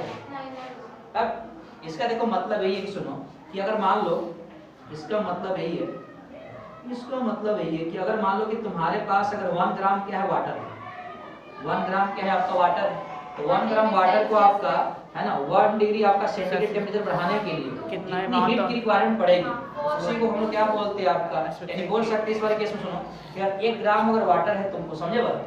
इस मान लो है ना इस वाले वाटर को तुम और इतना सा हीट दे दो, कितना से हीट बताओ, 4.2 जूल दोगे, कितना दोगे आपका 4.2 जूल दोगे, तो इस वाले 1 ग्राम वाटर का आपका टेम्परेचर कितने से राइज कर जाएगा, 1 degree Celsius.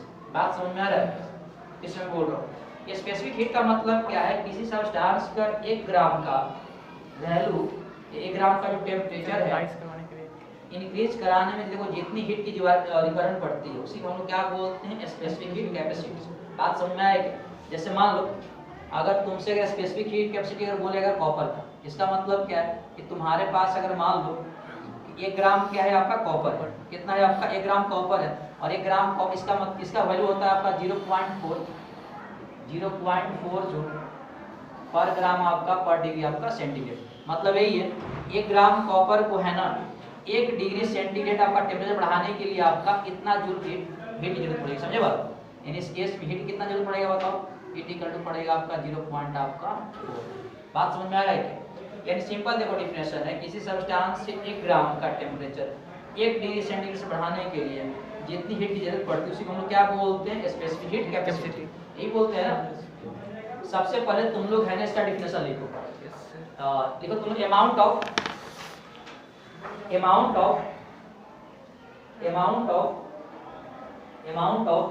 heat required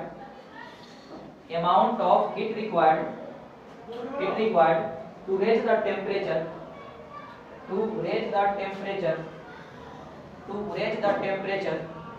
of 1 gram of substance, to raise the temperature of 1 gram of substance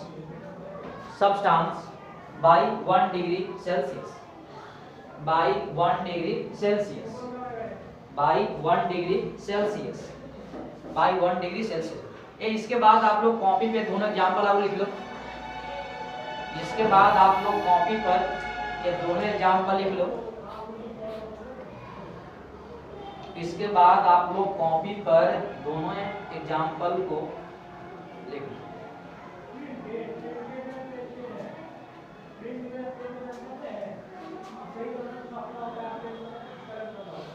और जिसका हीट कैपेसिटी देखो जितना ज्यादा होगा उसको उतना ही गर्म होने में ज्यादा समय लगेगा और ठंडा होने में उतना ही समय लगेगा। और जिसका मान लो कि स्पेसिफिक हीट कैपेसिटी काफी कम होगा वो जल्दी देखो ठंडा भी हो जाएगा और जल्दी की देखो गर्म भी हो जाएगा।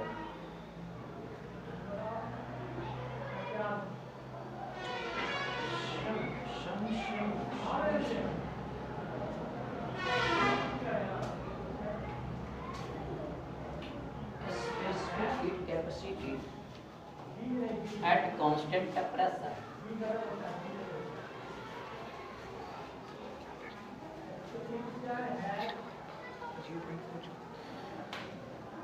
यहाँ तक हो गया क्या? Yes sir. ये तुम लोग है ना इसके नीचे 2 पॉइंट तुम और लिखो दोनों पॉइंट देकर।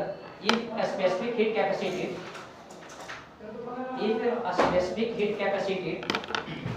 is high, if a specific heat capacity is high, then do not heat,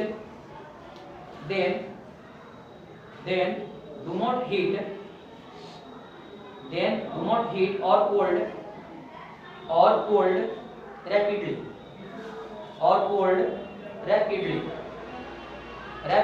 है ना। और इसमें एक और पॉइंट लिखा आपका, it is heat absorber. It is heat absorber. ये क्या करता है, हीट को क्या करता है, एब्जॉर्ब करता है, ठीक है, Yes, sir. Heat absorber.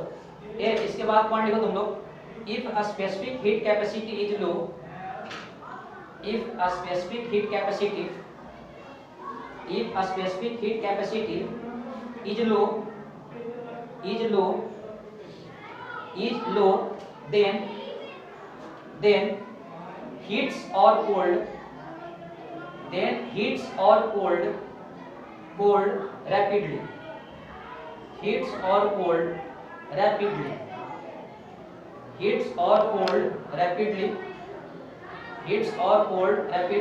और नीचे एक पॉइंट और लिखना है आपका, ये किसमें पॉसिबल है आपका, कंडक्टर में। ये आपका किसमें पॉसिबल है आपका, कंडक्टर में। ये किसमें पॉसिबल है, कंडक्टर में। ये किसमें पॉसिबल है आपका, कंडक्टर में। हो गया क्या? ये तुम लोग है ना, इधर देखो, देखो भैया, तुम देखो इधर, ये देखो यहाँ पे हम देखो दो सब्सटेंस लिए हैं, देखो जी, देखो सर आपके जूते से इतना गंदा निकला। तो साफी नहीं किए, वो हम बोले थे कि साफ करना, अगर तुमने इधर देखो बताओ। एक बात बता दे, इसका देखो मतलब क्या है कि वाटर का स्पेसिफिक हीट कैपेसिटी कितना बताओ, 4.2 जूल, यही है ना, Yes, sir. और इसका कितना बताओ, 0.4। अब ईमानदारी से तुम बताना इसमें किसका वैल्यू ज्यादा और किसका कम है। इसका देखो ज्यादा है वाटर का, और कॉपर क्या है आपका, कम है। इसका देखो मतलब है, सुनो ये लड़का देखो, इसका देखो मतलब यही है कि अगर है ना वाटर का टेम्परेचर अगर 1 डिग्री सेंटीग्रेड से बढ़ाना है तो तुमको कितना हीट देने की जरूरत पड़ेगा आपका, 4.2 जूल, जो काफी ज्यादा है। बात समझ में आया क्या? Yes, sir. या इसके तुम उल्टा भी देखो सोच सकते हो, अगर मान लो कि तुमको वाटर का टेम्परेचर मान लो कि 1 डिग्री सेल्सियस अगर तुमको क्या करवाना है, फॉल करवाना है, तो इसे क्या करना है, इतना इसे हीट निकालना पड़ेगा। Yes, sir. और हीट निकालोगे तब तो पानी का टेम्परेचर क्या करेगा आपका, फॉल करेगा। और कितना निकालना पड़ेगा, 4.2, जो काफी ज्यादा है अमाउंट होगा, समझे बात। या अगर मान लो बढ़ाना भी है, इसमें क्या करना है, इतना हीट सप्लाई करना पड़ेगा। और उसी केस में तो उल्टा देखो, कॉपर वाले केस में है कि कॉपर का देखो टेम्परेचर मान लो कि 1 डिग्री सेल्सियस अगर बढ़ाना है, इसको 0.4 अगर जूल दे दोगे ना तो बढ़ जाएगा। या मान लो इतना अगर तो इसे कम कर लो तो क्या होगा, इतना से फॉल कर जाएगा। यानी कहने का मतलब क्या है, इसमें आसानी से हो सकता है, इसमें थोड़ा टफ काम लगेगा। बात समझ में आएगी? तो जनरली क्या होता है, ये क्या करता है, हीट एब्जॉर्ब करता है, क्या करेगा, हीट एब्जॉर्ब करेगा। और देखो जनरली ये अगर मान लो स्पेसिफिक हीट कैपेसिटी कम है तो बेसिकली किसका रहता है, आपका कंडक्टर का ही रहता है। क्योंकि कंडक्टर में क्या है, इजीली आपका उसका राइज भी करता है, इजीली आपका फॉल भी करता है। टेम्परेचर देखो, और है ना, तुम घर पे देखा होगा कि पानी को तुम गर्म कर दो, समझे बात, Yes, sir. और तुम छोड़ दोगे ना तो 8 घंटे तक गर्म ही रहता है, नहीं रहता है क्या, बोलना यार। Yes. उसमें पता है क्या होता है, हीट है धीरे धीरे निकलता है, बात समझ में आएगा। लेकिन वही अगर मान लो तुम अगर किसी मेटालिक रॉड को अगर तुम घर में छोड़ दो तो 10 मिनट ठंडा हो जाता है। क्या होता है, ठंडा क्यों, उस इस वाले केस में क्या है, इसका स्पेसिफिक हीट का मान कम है तो जल्दी से क्या होता है, टेम्परेचर क्या करता है, फॉल करता है। बात समझ में आ रहा है? लेकिन पानी वाले केस में क्या है, एकदम गुनगुना पानी रास्ते पर रहेगा तो वो है ना बॉटम वगैरह। बात समझ में आ रहा है? क्यों, इसको इतना हीट निकालने में काफी समय लगेगा। अरे बोलना यार, Yes, sir. पानी अगर मान लो कि तुम अगर बाल्टी में गर्म कर छोड़ देते हो तो 1 आध घंटे तक गर्म रहता है। पता है क्यों, उसको टेम्परेचर फॉल करता है तो इतना जो है निकालने के लिए बहुत समय लगता है उसको। बात समझ में आएगी? लेकिन यही उल्टा अगर सोचो इस मेटल के लिए तो जल्दी वो ठंडा हो जाएगा। क्यों, इसका स्पेसिफिक कैपेसिटी क्या है, काफी कम है, तो कम है तो इसको है ना टेम्परेचर फॉल कराने में है ना बहुत कम ऊर्जा तक निकालने की जरूरत पड़ती है। इसमें क्या है, ज्यादा जरूरत, समझ बात। तो ज्यादा अगर मान लो हीट अगर रिलीज करना है तो ज्यादा समय तो लगेगा। ठीक, और इसका जो फार्मूला होता है स्पेसिफिक हीट कैपेसिटी का, C = Q कितना होता है, M * कितना होता है आपका, समझे बात को, क्रॉस मल्टीप्लाई कर दो तो Q कितना होता है, MC कितना होता है ना। अब इस केस में देखो Q क्या है आपका, हीट सप्लाई, हीट आपका सप्लाई, यही है क्या। अब देखो हीट सप्लाई देखो दोनों तरीके से हो सकता है। अगर मान लो देखो अगर टेम्परेचर फॉल करेगा तो हीट देखो रिलीज करेगा, और बढ़ाना है हीट क्या करेगा, एब्जॉर्ब करेगा। तो हीट जो सप्लाई देखो दोनों फॉर्म हो सकता है, या तो हीट एब्जॉर्ब करेगा हीट क्या करेगा आपका एब्जॉर्ब करेगा, या सेकंड थिंग क्या कर सकता है रिलीज कर सकता है। Yes. देखो रिलीज कब करेगा, जब टेम्परेचर फॉल करवाना है, एब्जॉर्ब कब करेगा जब टेम्परेचर का राइज करवाना है। कोई दिक्कत है क्या? इस फार्मूला में एम क्या है बताओ, ये मास और सी क्या है specific heat capacity, specific heat capacity. अगर मान लो कि कांस्टेंट अगर वॉल्यूम पे रहता है तो यहाँ पे क्या लिख देते हैं सीबी लिख देते हैं, और प्रेशर यहाँ पे क्या लिख देते हैं आपका सीपी लिख देते हैं, और डेल्टा टी क्या है सबको पता है टेम्परेचर का डिफरेंस। कोई दिक्कत है क्या? टेम्परेचर आपका डिफरेंस। अब इधर देखो, ये तुमसे अगर कोई पूछे कि बताना है कि स्पेसिफिक हीट कैपेसिटी का स्पेसिफिक हीट कैपेसिटी का यूनिट क्या होगा, तो C इक्वल टू फार्मूला कितना हो जाएगा, Q अपॉन कितना आ जाएगा, m इनटू कितना आ जाएगा डेल्टा टी। अब देखो इस वाले केस में इसका मैं बात कर रहा हूँ SI यूनिट का, इसकी मैं किसकी बात कर रहा हूँ आपका SI यूनिट, और किसकी बात कर रहा हूँ आपका C का। कोई दिक्कत है क्या? नहीं। देखो अब देखो Q देखो हीट सप्लाई है तो इसका यूनिट क्या होता है जूल होता है, किसका होता है जूल। अपन देखो मास है तो मास का क्या हो जाएगा केजी हो जाएगा, और डेल्टा टी क्या है आपका टेम्परेचर डिफरेंस, इसको क्या मान लो आपका सेल्सियस, इसका यूनिट हो जाएगा आपका जूल आपका पर केजी आपका पर सेंटीग्रेड। अगर मान लो कि अगर सीजीएस में रहेगा तो अपने हिसाब से तुम लोग देख लेना, कोई दिक्कत नहीं ना। अगर इसका तुमसे अगर कोई पूछे कि देखो डायमेंशन कितना होता है, सब बकवास क्वेश्चन है, ये सब बिहार बोर्ड वाले टीचर बताते रहते हैं। इसका अगर डायमेंशन अगर पूछेगा तो देखो क्या है ना, इसके ऊपर कितना हो जाएगा, ऊपर हो जाएगा एनर्जी का है ना m l स्क्वायर के मान कितना -2, नीचे देखो मास है और इसके केल्विन हो जाएगा। क्योंकि देखो टेम्परेचर भी कौन सी क्वांटिटी है आपका फंडामेंटल क्वांटिटी है। अब देखो m से मर जाएगा, ऊपर चल जाएगा आपका b की पावर 0 l स्क्वायर t की पावर -2 k की पावर -1। बात समझ में आएगा? इतने से बेसिक बात तुम लोग निकाला जाता है, समझे बात को। और यही सुनो, देखो मैं हमेशा कहता था तुम लोगों को डायमेंशन वाले केस में क्या है, जब वहां बताते थे फॉर्मूला मतलब तुम अभी इसको रट्टा मार लो।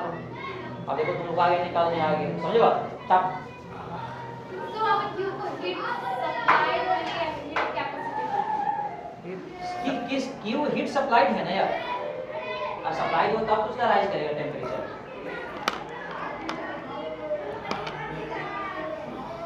A B S O R heat है तो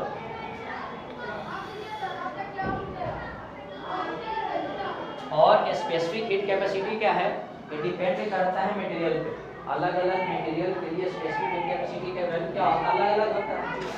और इस फार्मूला में जो टेम्परेचर का डिफरेंस है हमेशा पॉजिटिव लेना है, बात को देना। अगर मान लो 0 से अगर मान लो कि कमेगा तब पर भी इस केस में ये बात ध्यान देना, डेल्टा टी हमेशा क्या लेना है तुम लोग को पॉजिटिव लेना है ऑलवेज। ये नहीं अगर मान लो अगर 30 से फॉल करके 0 पे आएगा तो -30 नहीं लिखेंगे, कितना लिखेंगे आपका +30।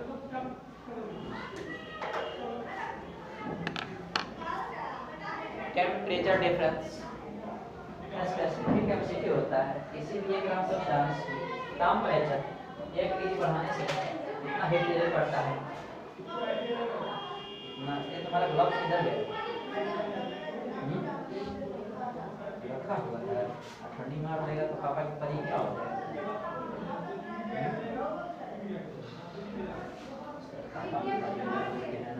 पापा मारने से इनकार कर दिया।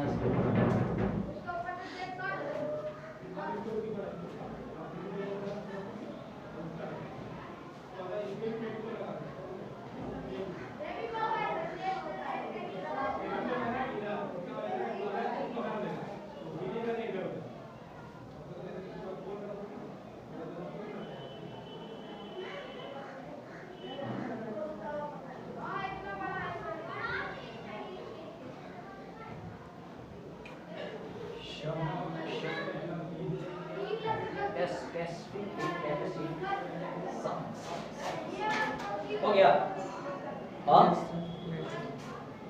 ये तुम लोग है ना, यहाँ लिखने के बाद एक लाइन और लिख लो तुम लोग कॉपी में जल्दी लिखो तुम लोग। Specific heat capacity, specific heat capacity, specific heat capacity is a specific heat capacity is a property of a material. Specific heat capacity NEET वाले एग्जाम में कोई क्वेश्चन पूछता है, specific heat capacity is a property of a material, मतलब क्या है कि अलग अलग मटेरियल के लिए इसका वैल्यू क्या होता है, अलग अलग होता है। हो गया क्या? चलो एक न्यूमेरिकल लिखो तुम लोग, न्यूमेरिकल लिखो तुम लोग। Find the amount of, numerical लिखो जी, find the amount of heat required, find the amount of heat required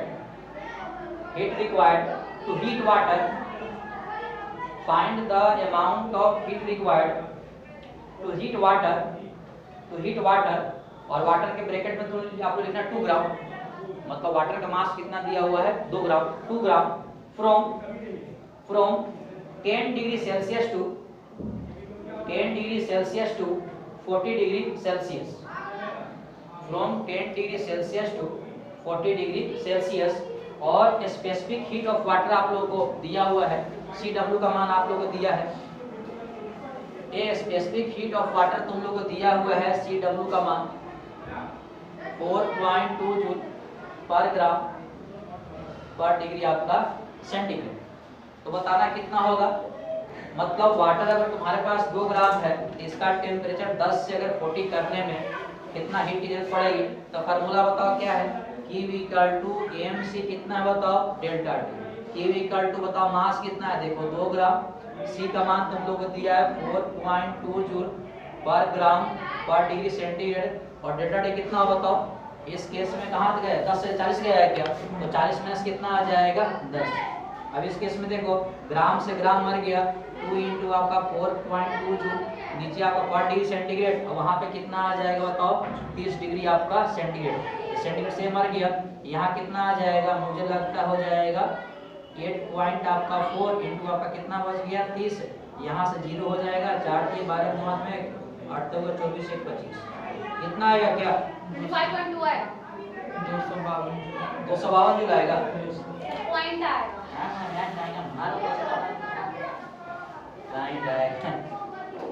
मतलब आर्गुमेंट किसे करती है नॉलेज ऐसे फार्मूला लिखोगे पॉइंट आएगा। ये तुम लोग है ना, नेक्स्ट क्वेश्चन लिखो, find the amount of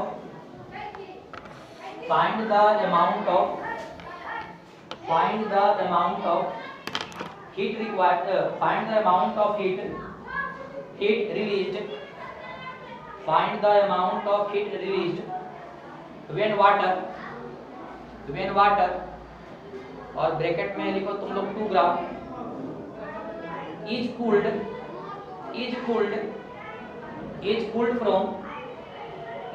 from 70 degree centigrade to 10 degree centigrade, और स्पेसिफिक हीट ऑफ वाटर तुम लोग को दिया यहाँ पर 4.2 जूल पर ग्राम पर सेंटीग्रेड, बगल में तुम लोग लिख लेना 4.2 जूल। बताना इसमें कितना तुम लोग है ना हीट रिलीज करेगा। देखो अगर कोई सामान अगर ठंडा होता है तो हीट रिलीज करता है, समझे बात। और कोई सामान मान लो कि तुम अगर गर्म करते हो तो हीट क्या करता है, गर्म करता है। ये तो पता तुम लोग को ना, यार बोलना पता नहीं है क्या तुमको, यस पता है। लेकिन चाहे वाले की दया फिर वो भी ना रिलीफ खराब हो जाता है, वो भी पीना बंद कर दिया।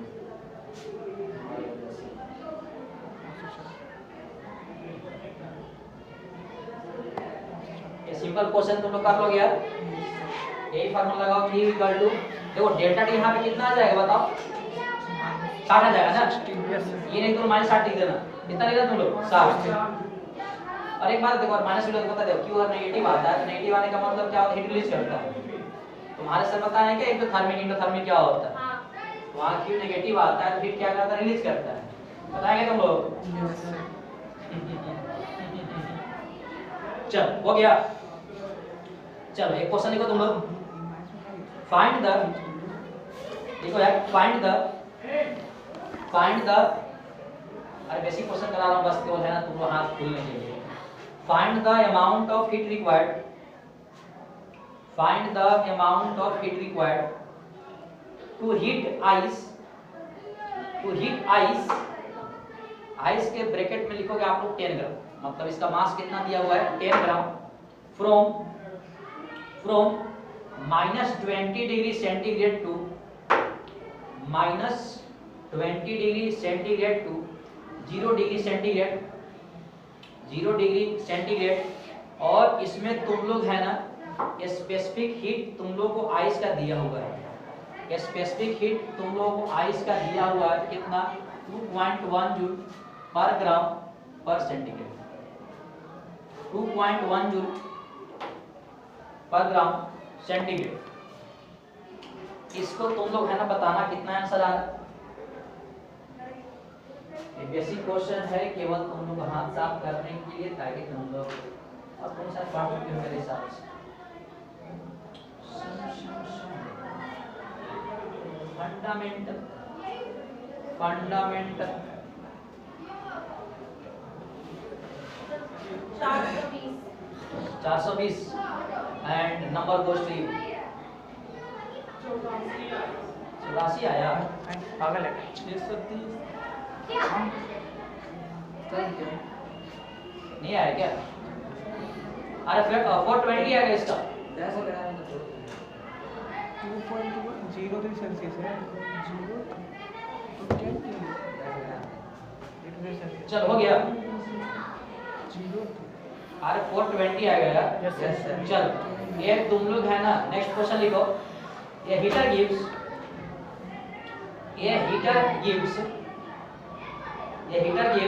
Heat at rate of heat at rate of 100 वाट। 100 वाट मतलब हीटर का कैपेसिटी है 100 वाट।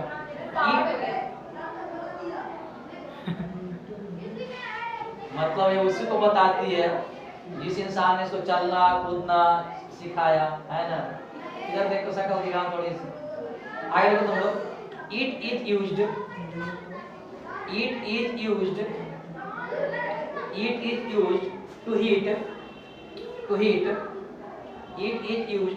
to heat 50 gram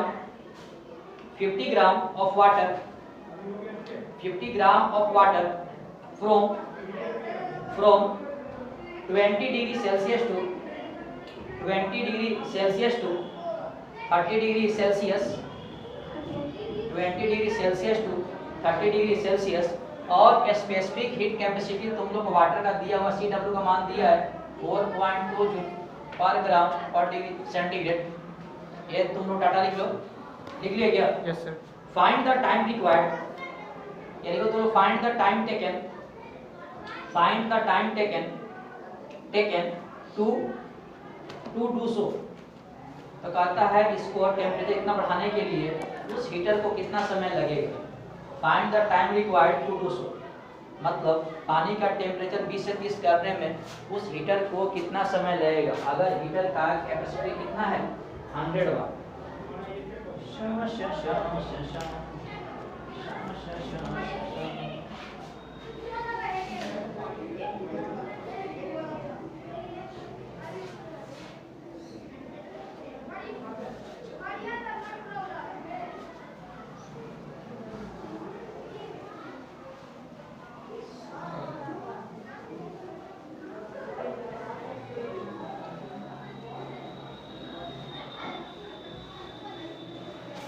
चलो भैया बोलो।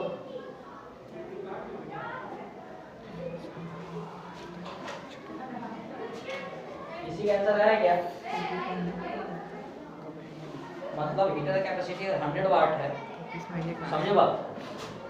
तो वाटर का टेम्परेचर अगर 20 से 30 करने में कितना समय लगेगा उस हीटर को। सिंपल क्वेश्चन है, तुम लोग है ना करो इसको। कितना है छोटो? 21 के आगे 21 घंटा लगेगा। आप बताइए आज महाराज बनेगा नहीं बनेगा? बोलिए।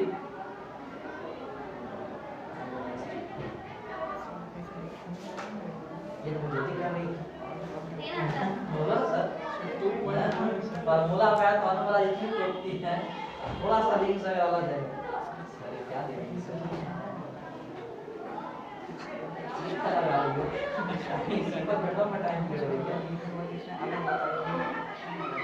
हो गया कितना है? 2.1 आ गया क्या?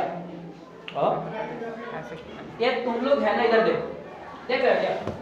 ये इधर देखो जी, ये गलत है तुम्हारे, इधर देखो ना। नहीं रख बताओ।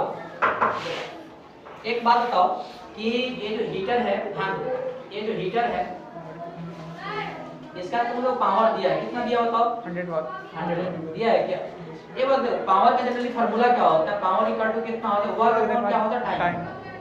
पावर इक्वल टू फार्मूला क्या होता है? वर्क अपॉन टाइम होता है। यानी इसको ऐसे बोल सकते हैं, वर्क को मेजरमेंट किसमें करते हैं? जूल में करते हैं, और टाइम किसमें करते हैं? आपका सेकंड में। यानी बोल सकते हैं कि इसका हीटर का जो पावर है आपका, बोल सकते हैं 100 आपका जूल पर सेकंड। कोई दिक्कत नहीं ना, इधर देखो, यानी पावर बोल सकते हैं आपका 100 जूल आपका पर सेकंड। इसका देखो मतलब क्या होगा कि अगर मान लो कि उस हीटर को अगर 1 सेकंड मान लो कि हम यूज करेंगे तो पावर कितना जरूरत पड़ेगा आपका? 100 जूल। टी का मान 1 करोगे तो 100 जूल पड़ेगा। और मान लो कि अगर 2 सेकंड का करना पड़ेगा तो कितना? 2 से मल्टीप्लाई कर दे, कितना आ जाएगा? ये है ना, अगर 2 से अगर मल्टीप्लाई करेंगे 200 जूल। अगर मान लो 3 सेकंड से करेंगे तो और ज्यादा कंज्यूम करेगा, कितना कर देगा आपका? 300। ये 200 करने का मतलब इसे लिख सकते हैं क्या? 100 गुना 2। अगर 300 अगर मान लो करें तो कितना बोलेगा आपका? 100 गुना आपका। तो मान लेते हैं ना कि हीटर को यूज करिए आपका 30 सेकंड में, कितने के लिए किया आपका? तो कितना जरूरत पड़ेगा हीट के आपका? कोई दिक्कत है क्या? कितना जरूरत पड़ेगा? यानी इस केस में है ना, तुम इसका मतलब क्या है, पानी को अगर मान लो कि गर्म करना है, इसका मतलब देखो जितना हीट जो हीटर जो रिलीज करेगा, ये पूरा का पूरा आपका कौन गेन करेगा? वाटर गेन करेगा। यानी बोल सकते हैं आपका heat release by heater equal to क्या आ जाएगा? हीट गेन बाय किसके द्वारा आपका? कौन करेगा? अरे यार वाटर गेन करेगा तब तो उसका टेम्परेचर राइज करेगा। Yes sir. यानी heat release by water, sorry heat release by heater equal to heat gain by कौन सा हो जाएगा? वाटर होगा। समझे बात? अब बताओ टी टाइम में है ना, मान लेते हैं कि टाइम टी, लेट द आपका लेट बी द टाइम, कितना मान लिया? टाइम मान लिया आपका टी मान लिया। तो टी टाइम तक मान लो हीटर चलेगा तो कितना आपका एनर्जी देगा आपका? ये कितना देगा? 100 इनटू आपका टी, यही देगा क्या? Yes sir. इक्वल टू बताओ हीट कितना रिलीज करेगा? जितना दे रहा है, यानी फार्मूला हो जाएगा Q इक्वल टू कितना हो जाएगा? mc इनटू कितना आ जाएगा?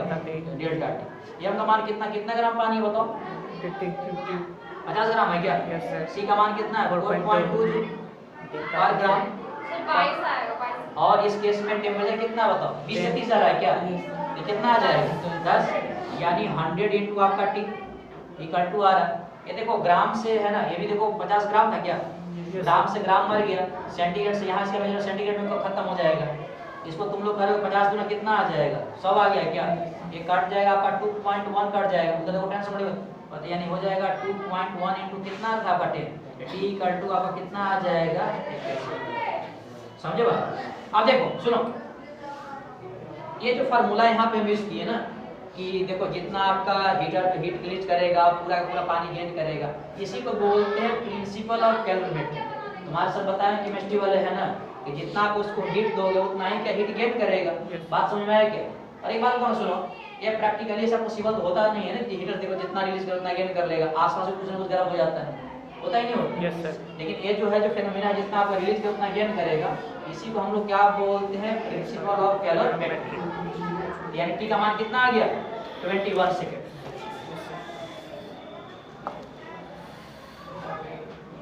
हो गया क्या? चलो और कोई क्वेश्चन करेगा? एक तुम लोग एक और क्वेश्चन करो, ये लास्ट क्वेश्चन है। ये हाथ में लिख लो, अगर लिखना चाहो तो इसको लिख लो।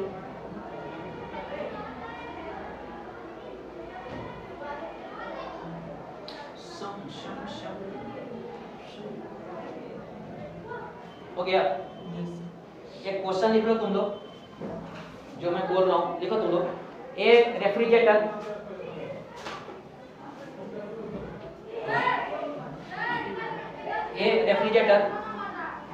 अरे मेरे जान लिख लो इसको। A refrigerator extracts EXTRACT extraction EXTRACT मतलब क्या? हीट आपका क्या करता है? आपका किसी और से लेता है। A refrigerator extracts energy at rate of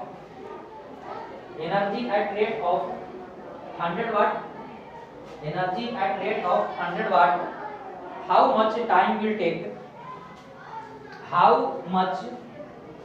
much time will take to cool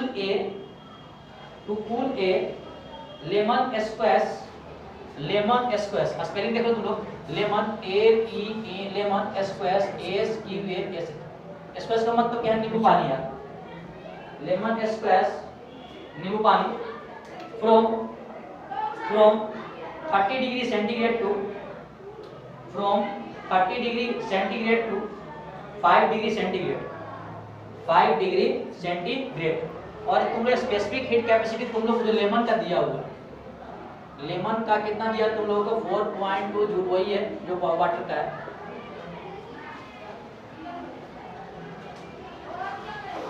एक क्वेश्चन कल होमवर्क में है तुम लोगों का, हाँ हो गया क्या? ये तुम लोग है ना, इधर देखो यार। अच्छा एक बात बताओ, सुना यार, अगर फ्रिज में कोई सामान रखते हैं तो ठंडा हो जाता है। Yes sir. तो बताओ फ्रिज एक्चुअली करता क्या है? टेम्परेचर उसको कूल थोड़े करता है, उसे हीट निकाल लेता है। बात समझ में आएगी?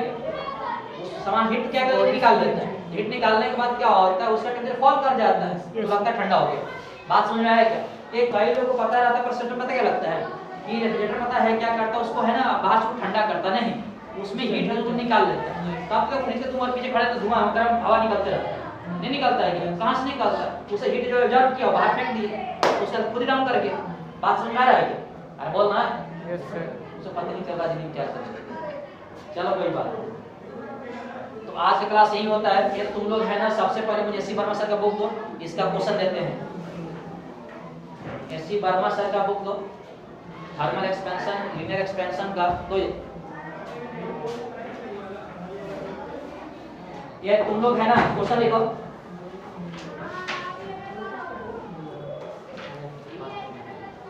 ये तुम लोग है ना क्वेश्चन लिखो यार।